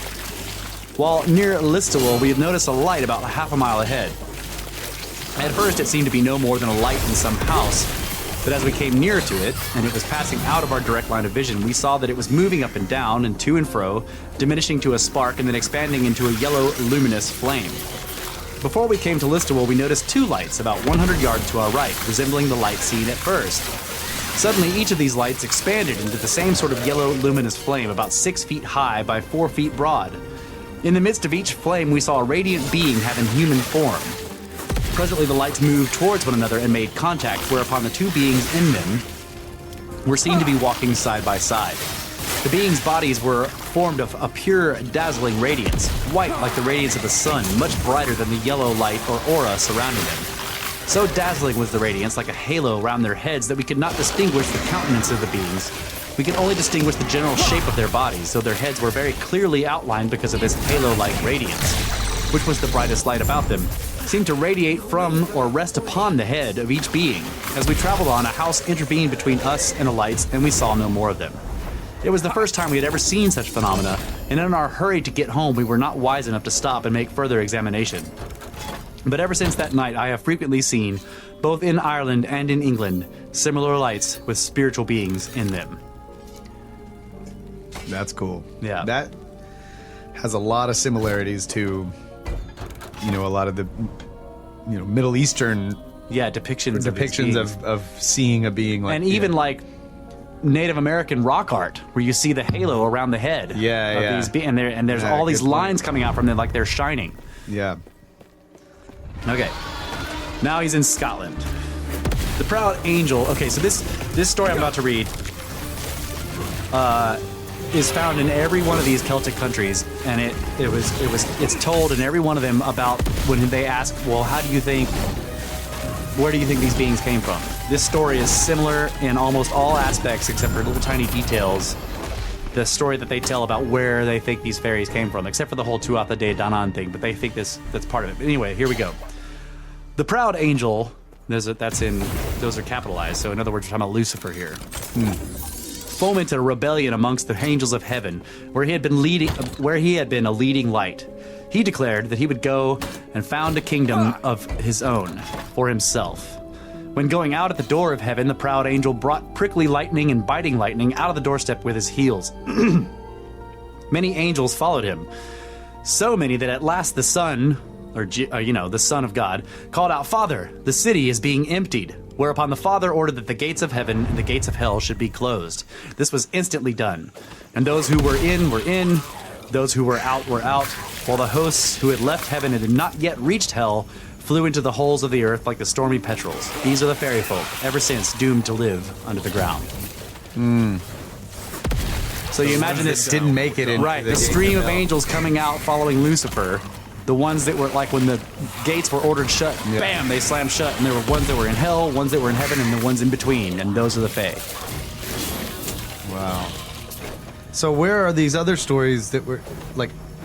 You're saying there's a bunch of stories that are similar. Yeah, that story is told in every.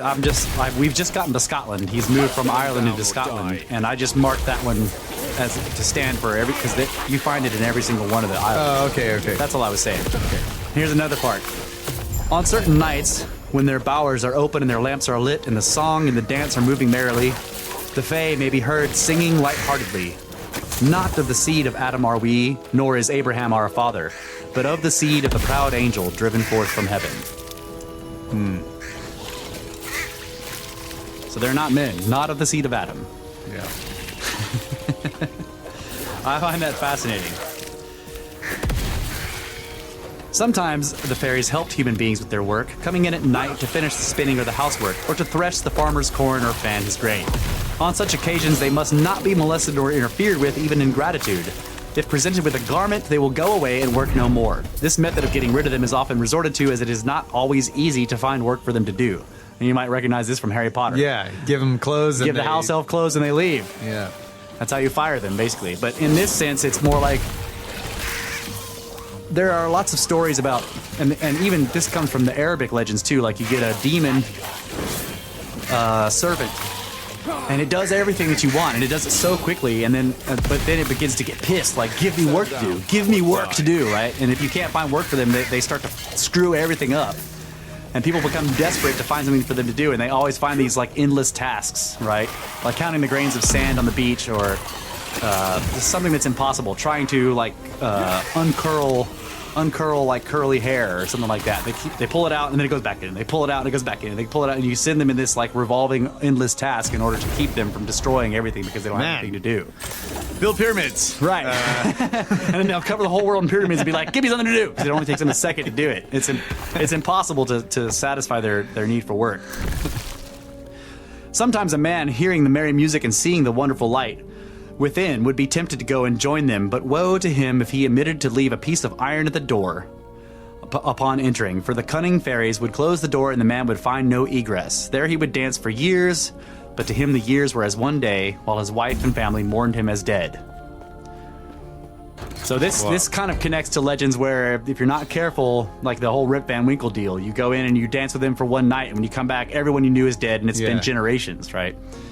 But what was the part about the iron at the door? I was thinking about something. Leave iron at the door so that you can get out because they can't close it. Oh. But if you don't leave iron at the door, they'll shut the door and then there will be no door in your eyes. You will not be able to find the exit.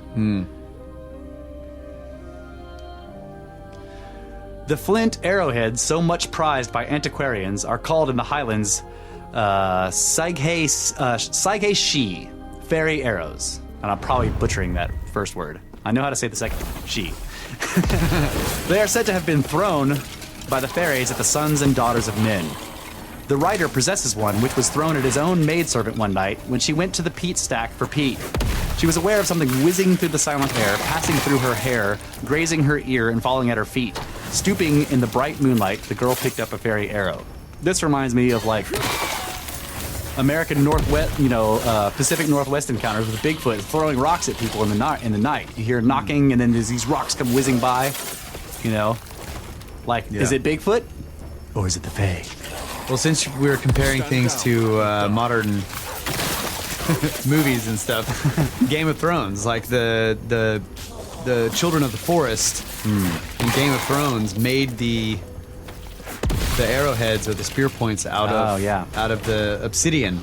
Okay. And I guess the blood of the earth in the TV shows, because I don't think the books have even gotten here yet, but they make the Thins, the others, the ones, the beings that can raise the dead and that are fighting men, they make them by.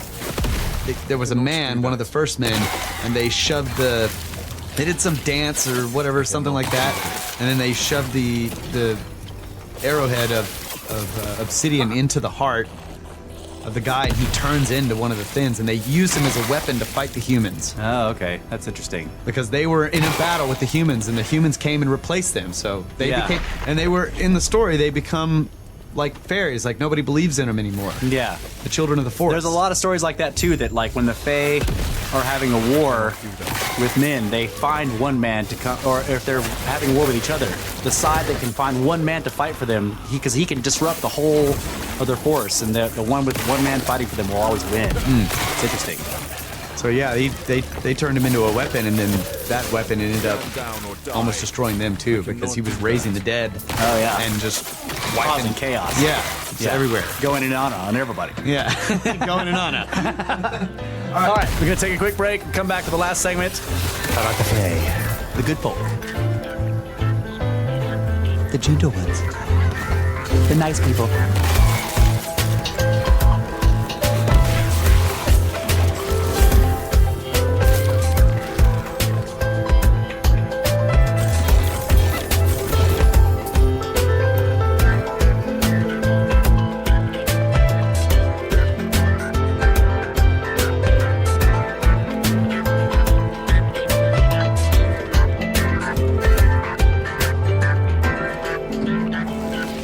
Handling all technical difficulties flawlessly with zero mistakes. Brothers of the Serpent Podcast, audio engineer, doing that for us. Thank you, audio engineer. Thank you, audio engineer. All the technical difficulties that the Fae can throw at us. That's right. Flawlessly swatted away Like little tiny fairy arrows. All right. Don't turn me into a Finn. Aberfoyle, the country of Robert Kirk. My first hunt for fairies in Scotland began at Aberfoyle, and I'm probably butchering that name, where the Highlands and Lowlands meet, and in the very place where Robert Kirk, the minister of Aberfoyle, was taken by them in the year of 1692. The minister spent a large part of his time studying the ways of the good people, and he must have been able to see them, for he was a seventh son. You know that legend, the seventh son? If you were a seventh son, you were, like, assumed to be a seer, to have supernatural abilities. And a seventh son of a seventh son is, like, serious. Wow, just serious shit right there.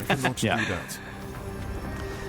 Mrs. J. McGregor, who keeps the key to the old churchyard where there is the tomb to Kirk, though many say there is nothing in it but a coffin filled with stones, told me that Kirk was taken into the fairy knoll, which she pointed to just across the little valley in front of us, and is there yet, for the hill is full of caverns, and in them the good people have their homes. And she added that Kirk appeared to a relative of his after he was taken, and said that he was in the power of the good people and he couldn't get away. But, says he, I can be set free if you will have my cousin do what I tell him when I appear again at the christening of my child in the parsonage. According to Mr. Andrew Lang, who reports the same tradition in more detail in his admirable Introduction to the Secret Commonwealth. So, The Secret Commonwealth is a book that Robert Kirk, this minister, wrote about the fairy folk. And it's like this enormous book of all of his studies that he wrote about it. And supposedly he was taken because the Fae were pissed that he let all their secrets out. The cousin was Graham of Duchray, and the thing he was to do was to throw a dagger over Kirk's head. So again, we have the thing of iron, right? So Kirk appears to his cousin at the christening of his child, and this guy, his cousin, is supposed to throw a dagger past Kirk's head. But this cousin was so astonished to see Kirk appear as he said he would that he did not throw the dagger, and so Kirk became a perpetual prisoner of the good people. So that's another common theme, is that people who are taken will sometimes appear to one of their relatives and beg to be set free, and they'll give this very specific, strange instruction that the person has to do. And sometimes the person is able to do it, and sometimes they're not because they're so astonished, and other times they're not because, there's just all kinds of different reasons. So, here we go. In Aberfoyle County, the fairy faith, save for the stories about Kirk, which will probably persist for a long time yet, is rapidly passing. In fact, it is almost forgotten now. Up to 30 years ago, as Mr. Taylor explained, before the railway reached Aberfoyle, belief in fairies was much more common. Nowadays, he says, there is no real fairy lore among the peasants. 50 to 60 years ago, there was. And in his opinion, quote, the fairy people of 300 years ago in Scotland were a distinct race by themselves. They had never been human beings. The belief in them was a survival of paganism, and not at all an outgrowth of Christian belief in angelic hosts. So this guy's actually saying that the whole story about these being fallen angels is a later addition. Yeah. And that 300 years ago, no one thought they were angels. They were actually a separate race in and of themselves. Yeah. Nope, that's not it either. Okay. So, this is, let's see, the fairy queens. Libations to fairies. The fairy queen who watches over cows is called Gruagach. I have no idea how to say this. In the islands, and she is often seen. In pouring libations to her and her fairies, various kinds of stones, usually with hollows in them, are used. In Lewis, libations are poured to the goddess of the sea called Shoni in order to bring in seaweed. Until modern times in Iona, similar libations were poured to a god corresponding to Neptune. So here that's Enki. So this is another connection to the Sumerian stuff. Neptune is just the Roman name for Enki, the god of the sea. Okay. In the Highlands. I had the pleasure, as well as the great privilege, of setting out from Inverness on a bright, crisp September morning in the company with Dr. Alexander Carmichael, the well-known folklorist of Scotland, to study the fairy faith as it exists now in the Highlands round Tomatin, a small country village about 20 miles distant. We departed by an early train, and soon reaching the Tomatin country began our search. Dr. Carmichael for evidence regarding rare and curious Scotch beliefs connected with folk magic, such as blood stopping at a distance and removing motes in the eye at a distance, and I for Highland ghosts and fairies. Our first experience was with an old man whom we met on the road between the railway station and the post office who could speak only Gaelic. Dr. Carmichael talked with him for a while and then asked him about fairies, and he said that there were some living in a cave some way off. But as the distance was rather too far, we decided not to call on them. I just love that story for some reason. Time in Fairyland. People would be 20 years in Fairyland and it wouldn't seem more than a night. A bridegroom who was taken on his wedding day was in Fairyland for many generations and coming back thought it was the next morning. He asked where all the wedding guests were and found only one old woman who remembered the wedding at all. Yeah, so Rip Van Winkle. yeah. The fatal peat ember. An aged nurse who had fallen fast asleep as she sat by the fire was holding on her knees a newly born babe. The mother, who lay in bed gazing dreamily, was astonished to see their strange little women entering the dwelling. They approached the unconscious child, and she who seemed to be their leader was on the point of lifting it off the nurse's lap, when the third exclaimed, "Oh, let us leave this one her, as we have already taken so many." "So be it," replied the senior of the party in a tone of displeasure. "But when that peat now burning on the hearth shall be consumed, her life will surely come to an end." Then the three little figures passed out of the house, basically. The good wife, recognizing them to be fairies, sprang from her bed and poured over the fire all the water she could find and extinguished the half-burnt ember. This she wrapped carefully in a piece of cloth and deposited it at the very bottom of a large chest, which afterwards she always kept locked, right? Knowing that if it ever burned away, it would, yeah. Years passed and the babe grew into a beautiful young woman. Stand down or die. In the course of time, she was betrothed, and according to custom, not appearing in public at church on the Sunday preceding the day appointed for her marriage, she remained home alone. To amuse herself, she began to search the contents of all the keeping places in the house, and came at last to the chest containing the peat ember. In her haste, the good mother had that day forgotten the key of the chest, which was now in the lock. At the bottom of the chest, the girl found a curious packet containing nothing but a morsel of peat, and this apparently useless thing she tossed away into the fire. When the peat was well kindled, the young girl began to feel very ill, and when the mother returned, she was dying. The open chest and the blazing peat explained the cause of the calamity, and the fairy's prediction was fulfilled. Entanglement. That's right. Results of refusing fairy hospitality. Two women were walking towards the point when one of them, hearing a churning noise going on under a hillock, expressed aloud a wish for some buttermilk. No sooner had she spoken than a very small figure of a woman came out with a bowl full and offered it to her. But the thirsty woman, ignorant of fairy customs and the penalty attending their infringement, declined the kind offer of refreshment and immediately found herself a prisoner in the hillock. She was led to an apartment containing a chest full of meal and a great bag of wool, and was told by the fairy that when she had eaten all the meal and spun all the wool, she would be free to return to her home. The prisoner at once set herself to eating and spinning assiduously, but without apparent result, and despairing of completing the task, consulted a very old man of sad countenance, who had long been a captive. He willingly gave her advice, which was to wet her left eye with saliva each morning before she settled down to her task. She followed this advice, and gradually the wool and the meal were exhausted. Then the fairy granted her freedom, but in doing so cursed the old man, and said that she had it in her power to keep him in the hill forever. So again, you had the thing with the eyes, and the strange magical, like you're not seeing what's really happening, and I don't know, it's just But that's very the other strange. thing, the saliva in the eye, like there's the biblical story of Jesus and he just, like spits in the guy, Right. spits on his Mixes hand, blood, yeah. and makes it in his makes eye a and blind then he man can see. see. Yeah, exactly. Cannot do that. Very fey. Okay, this one Are has you some. fey? This one has. Are you fey? This one has some names I can't say. Crodcalion.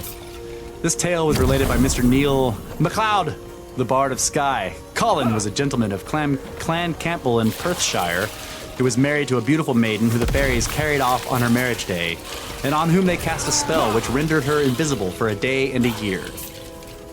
She came regularly every day to milk the cows of her sorrowing husband, and sang sweetly to them while she milked, but he never once had the pleasure of beholding her, though he could hear perfectly what she sang. At the expiry of the year, she was, to his great joy, restored to his sight. It's like, what is even the point of that story? You know, like, in terms of superstition, it doesn't tell you anything, and yet these stories are passed down, that this person was made invisible to her husband for a year and a day, but she came to milk the cows every morning and he could hear her singing, but she was completely invisible, but then after a year and a day, she just reappears. Like, what is the point of this story? This is one of the things I find fascinating about some of these. You don't see, there's no moral. You see what I'm saying? Or maybe what it is that these stories are so old that the moral is completely lost on modern civilization. That there is a moral, but it's for a different culture entirely. That's one of the reasons I find them fascinating, is that we don't tell stories like this without it conveying some information. So when we find them this strange, I think that this gives us insight into a civilization that is completely gone. Yeah. But there's also the less interesting possibility that just fragments of the story are missing. Yeah. Or the even more or less interesting is that she just ran off and was with some other dude for a year and a day. But see, the possible moral to this story is that he never like, he gave up on her. He was because he kept hearing her song. Right. It's just interesting that, like, they say, because that kind of story would be told that nobody knows that she's going to come back a year and a day later. But they tell you that right at the beginning, that she was just made invisible for a year and a day. Right at the beginning. But he doesn't know. Right. The husband doesn't know. Yeah. But he doesn't go get another wife. Right. Because he can still hear her song. Right. It is interesting. I don't know.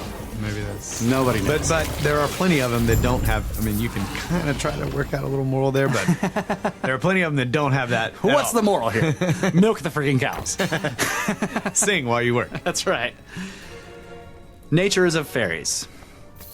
I believe that fairies exist as a tribe of spirits and appear to us in the form of men and women. People who saw fairies can yet describe them as and they appeared as dressed in green. Now see, this is it. So in Scotland they're dressed in green, in Ireland they see them in red. No doubt there are fairies in other countries as well as here.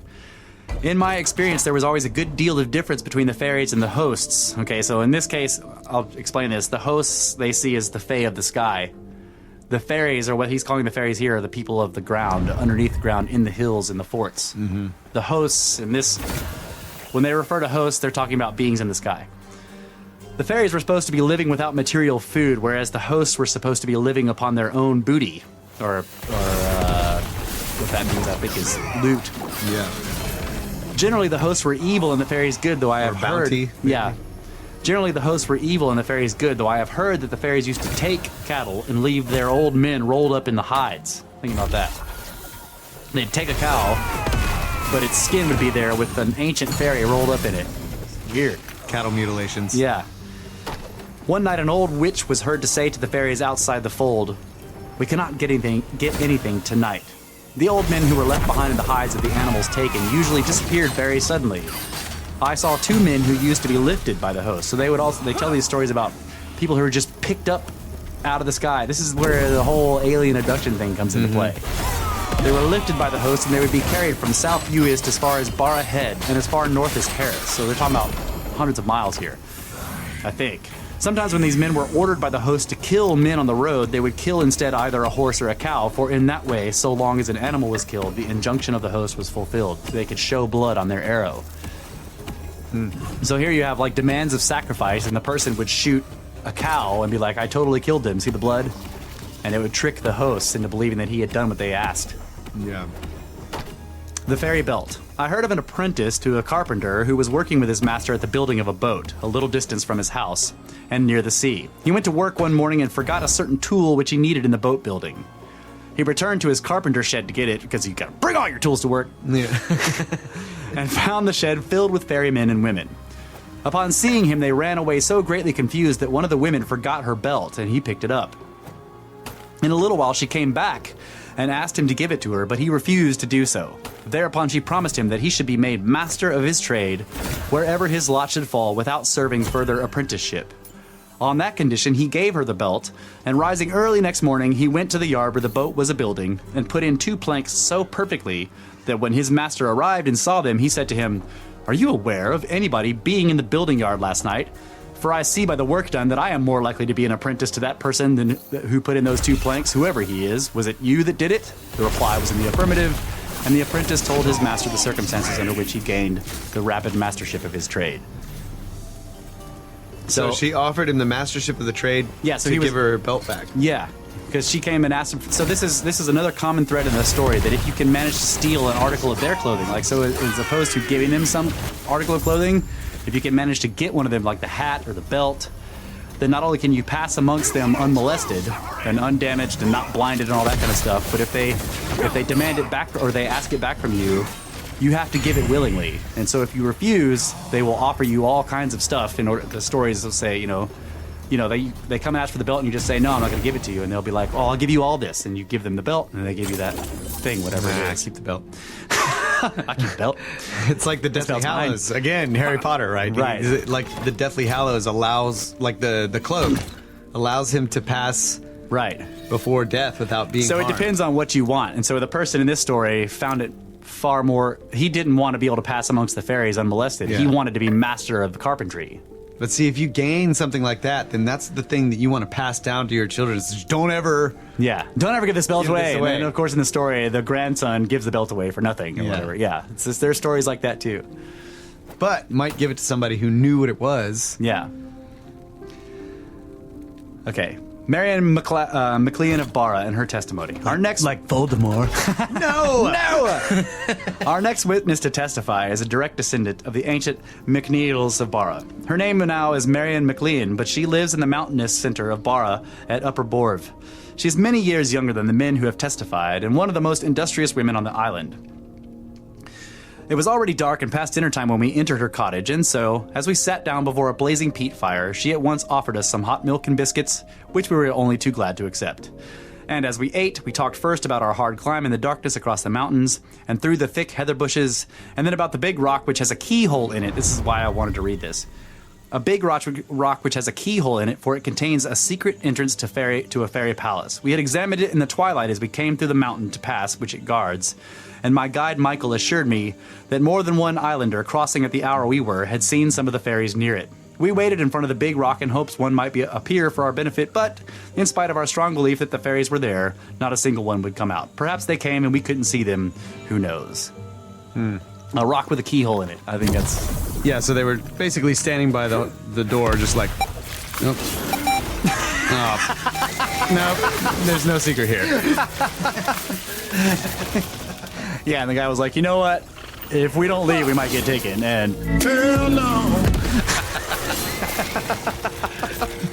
all right. My father and grandfather knew a man who was carried by the hosts from South Uist here to Barra. I understand when the hosts take away earthly men, they require another man to help them. So this is interesting. But the hosts must be spirits. My opinion is that they are both spirits of the dead and other spirits of not dead people. A child was taken by the hosts and returned after one night and one day, and found at the back of the house with the palms of its hands in the holes in the wall and no life in its body. What? They found the kid with his hands stuck in holes in the wall, hanging there from the wall at the back of the house, dead, after having disappeared. You know, strange story. He was dead in spirit. It is believed that when people are dropped from a great height by the host, they are killed by the fall. As to fairies, my firm opinion is that they are spirits who appear in the shape of human beings.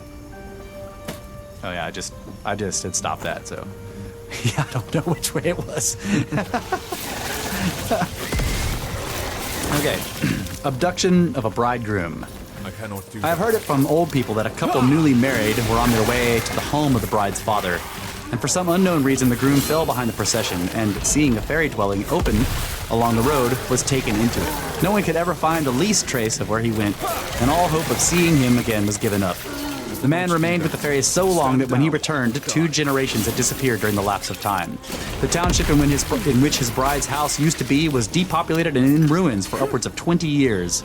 But to him, the time had just seemed only a few hours, and he was just as fresh and youthful as when he went in the fairy dwelling. So, like, he vanishes. 2 generations go by, and the town where the house was that they were actually going to was completely in ruins and had been for over 20 years when he returned, and he looked exactly the same as he had when he disappeared. So, this makes me wonder, like, how many people that are getting 411 are going to appear 100 years from now looking exactly the same as they did? Oh, dude, that's crazy. You know what I'm saying? It's craziness. That is a really cool idea. Okay. So this is an excerpt of what he recorded from something that he found that was from even more ancient writings. So these people were talking in the 1800s or so, and he was just putting this in the book. He says the people, or what he was putting in there that he was reading in these writings, the people of those times were full of music and dancing and stories and traditions. So these people, more than 100 years before this guy was writing this book, are talking about even more ancient people. You see what I'm saying? Yeah. The people of those times were full of music and dancing stories and traditions. The clerics have extinguished these, may ill befall them. And what have the clerics put in their place? Belief about creeds and disputations about denominations and churches. It is they who have put the cross round the heads and the entanglements around the feet of the people. The people of Gaeldom of today are near perishing for lack of the famous feats of their fathers. The clerics have suppressed every noble custom among the people of Gaeldom, precious customs that will never return, never again. So this is not everybody thought this way, but this is how some of the ancient Gaelic people thought of what they thought Christianity was doing to the traditions of their fathers and their fathers' fathers and their fathers' fathers' fathers' fathers' fathers. Yeah. That they were losing them never to return. But I think that's what happens to every civilization. You just lose stuff, and you don't like things that are in the social context are just lost. You know, people 100 years from now are going to read about social things that happen today and not understand them at all. Yep. And not have the context. So, and yet there are some things that survive across all of these ages that we still understand. Like the story of Gilgamesh has stuff in it that we still think is badass. Yeah. Because there's certain things. But again, as you're reading it, the stuff you don't understand probably is socially contexted in the age in which it was written. Right. I cannot do that. The following prayer, surviving to our own epoch, is most interesting. It shows, in fact, pure paganism, and we may judge from it that the ancient Manx people regarded Manannán, the great Tuatha De Danann god, in his true nature as a spiritual being, a lord of the sea, Enki, and as belonging to the complex fairy hierarchy. This prayer was given to me by a Manx woman nearly 100 years old, who is still living. She said it had been used by her grandfather, and that her father prayed the same prayer, substituting St. Patrick's name for Manannán's. And then the prayer is given in Gaelic, which I'm not even going to try to read. But the translation is, Manannán, son of Lear, who blessed our island, bless us and our boat while going out, and better coming in with living and dead fish in the boat. That was the prayer. That's a strange translation of this prayer, right? Yeah. It seems to me that no one of the various theories so far advanced accounts in itself for the fairy faith. There is always a missing factor, an unknown quantity which has yet to be discovered. No doubt the pygmy theory explains a good deal. So pygmy theory is... does he explain this here? The pygmy theory... Yeah, okay. In some countries, a tradition has been handed down of the times when there were races of diminutive men in existence, being so small that their tiny hands could have used the flint arrowheads and scrapers which are like toys to us. No such tradition exists at the present day in the Isle of Man, but one might have filtered down from the far-off ages and become innate in the folk memory, and now, unknown to the Manx peasant, may possibly suggest to his mind the troops of the little people in the shadowy glen or on the lonely mountainside. Again, the rustling of the leaves or the sigh of the wind may be heard by the peasant as a strange and mysterious voice, or the trembling shadow of a bush may appear to him as an unearthly being. Natural facts explainable by modern science may easily remain dark mysteries to those who live quiet lives close to nature, far from sophisticated towns, and whose few years of schooling have left the depths of their being undisturbed, only, as it were, ruffling the shallows. But, so that he gives us the Sculptard explanation right there, but then he says, but this is not enough. Even let it be granted that 9 out of every 10 cases of experiences with fairies can be analyzed and explained away by science, there remains this 10th. In this 10th case, one is obliged to admit that there is something at work which we do not understand, some force in play which, as yet, we know not. In spite of ourselves, we feel there's powers that's in. These powers are not necessarily what the superstitious call supernatural. We realize now that there is nothing supernatural, so it is, that what used to be so-called is simply something we do not understand at present. Our forefathers would have thought the telephone, the X-rays, wireless telegraphy, things of supernatural. It is more than possible that our descendants may make discoveries equally marvelous in the realms of both mind and matter, and that many things which nowadays seem to be the materialistically minded the creations of credulous fancy, may in the future be understood and recognized as part of the one great scheme of things.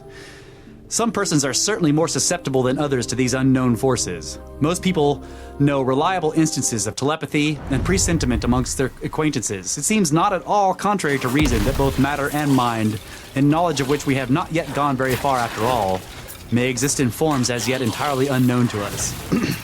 After all, beings with bodies and personalities different from our own may well inhabit the unseen world around us. The fairy hound, white as driven snow, may show himself at times amongst his mundane companions. Fenodree may do the farm work for those whom he favors, and the little people may sing and dance in nights in the Colby Glen. Let us not say that it is impossible. Dude, that's freaking awesome. I love that. That's great. Yeah, so I think we'll stop there with the reading. We got a little time left to do some discussing. I think that he's exactly right. And this is kind of, that whole thing that I just read in a sort of archaic way is saying what we say on this show all the time. Yeah. Right? That we don't know everything. We do not actually have the Manual for How the Universe Works Final Edition. Yeah. And people who pretend that we do are the ones that claim that things like this are ridiculous. Yeah. Right? But it's them being ridiculous, because what you actually see when you look at the entirety of human knowledge, all that shows you is how much we don't know. Yeah. And it's true that a lot of these things can be explained. Like when there's so many stories or strange things that you think, or that people might say happen, and you're like, oh, well, there's actually a perfectly reasonable, quote unquote, reasonable explanation for that. But then there's occasionally one where you're just like, what? Right. Like that soundbite we played from a couple of episodes back from the general who was talking about UFO reports. Yeah. That there's this small percentage of relatively incredible things that they from very credible people that cannot be explained, and that's what we focus on. Yeah. It's the same with this. Right? That 9 out of 10 of these can be explained, but there is in those 10 stories, it shows us there's something here that we don't understand, that people are interacting with in some way, some part of the natural world. It's not supernatural, because all that word is actually subjective. Supernatural is just anything we don't understand. Right. You know, like you have to say whatever happens is natural. Right. So if that's happening, it's natural. Right. That's why the great sages say, "What is." Yeah, it's part of nature. The nature of the right. In other words, supernatural is not a real thing. Right. This is a word that has been put on things by materialists who are using the Manual for How the Universe Works Final Edition in order to make it seem ridiculous. Yeah. Right? Supernatural. There is no such thing as supernatural. Yeah. Whatever happens is natural. Whether we're doing it or something else is doing it or whatever, it is part of the universe. The universe meaning, that word actually meaning everything. Right. So, yeah, so that actually may be a better way to sort of come together with people who are quote unquote materialists, because really what they really are, like, because I guess if there was a different type of material that makes up the spirit realm, that whatever bodies they have in the spirit realm is just a different material. Yeah, it's not material in the sense that of this realm, right? So I'm basically saying the same thing. Like, you can get rid of the idea of supernatural, which is obviously not true. Because if it, and you can if it get rid does of the idea of exist- material if we don't understand all the nature of all material. Right. In the universe, which would be everything. Everything. No matter what. Yeah. what plane or what What realm of existence, you know, if this thing that we think of as the material universe is a tiny island inside of a much greater set of existences, and all of those contain their own forces and materials.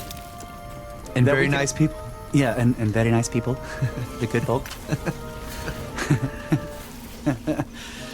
Yeah, so I think that's a good note to close this show out on. Basically. Man, I had a really good question that I was saving, and I can't remember what it is. So I'll have to listen to the show and then write it down. And then ask it. I'll ask you next week. In episode 72. Heck yeah. Yeah. Yep. All right. I think that's it. Thanks, everybody. Thank you guys very much. Be careful of the Fae, because they're Very nice. very nice people. Not at the Sons of Adam. Which means get back to work, Adamu. You are the Sons of Adam and the Sons of Abraham. Get back to work. Get back to work. Get that gold. Go. Fairy's making me not be able to talk. I love you. Always have. I cannot do that. Always will.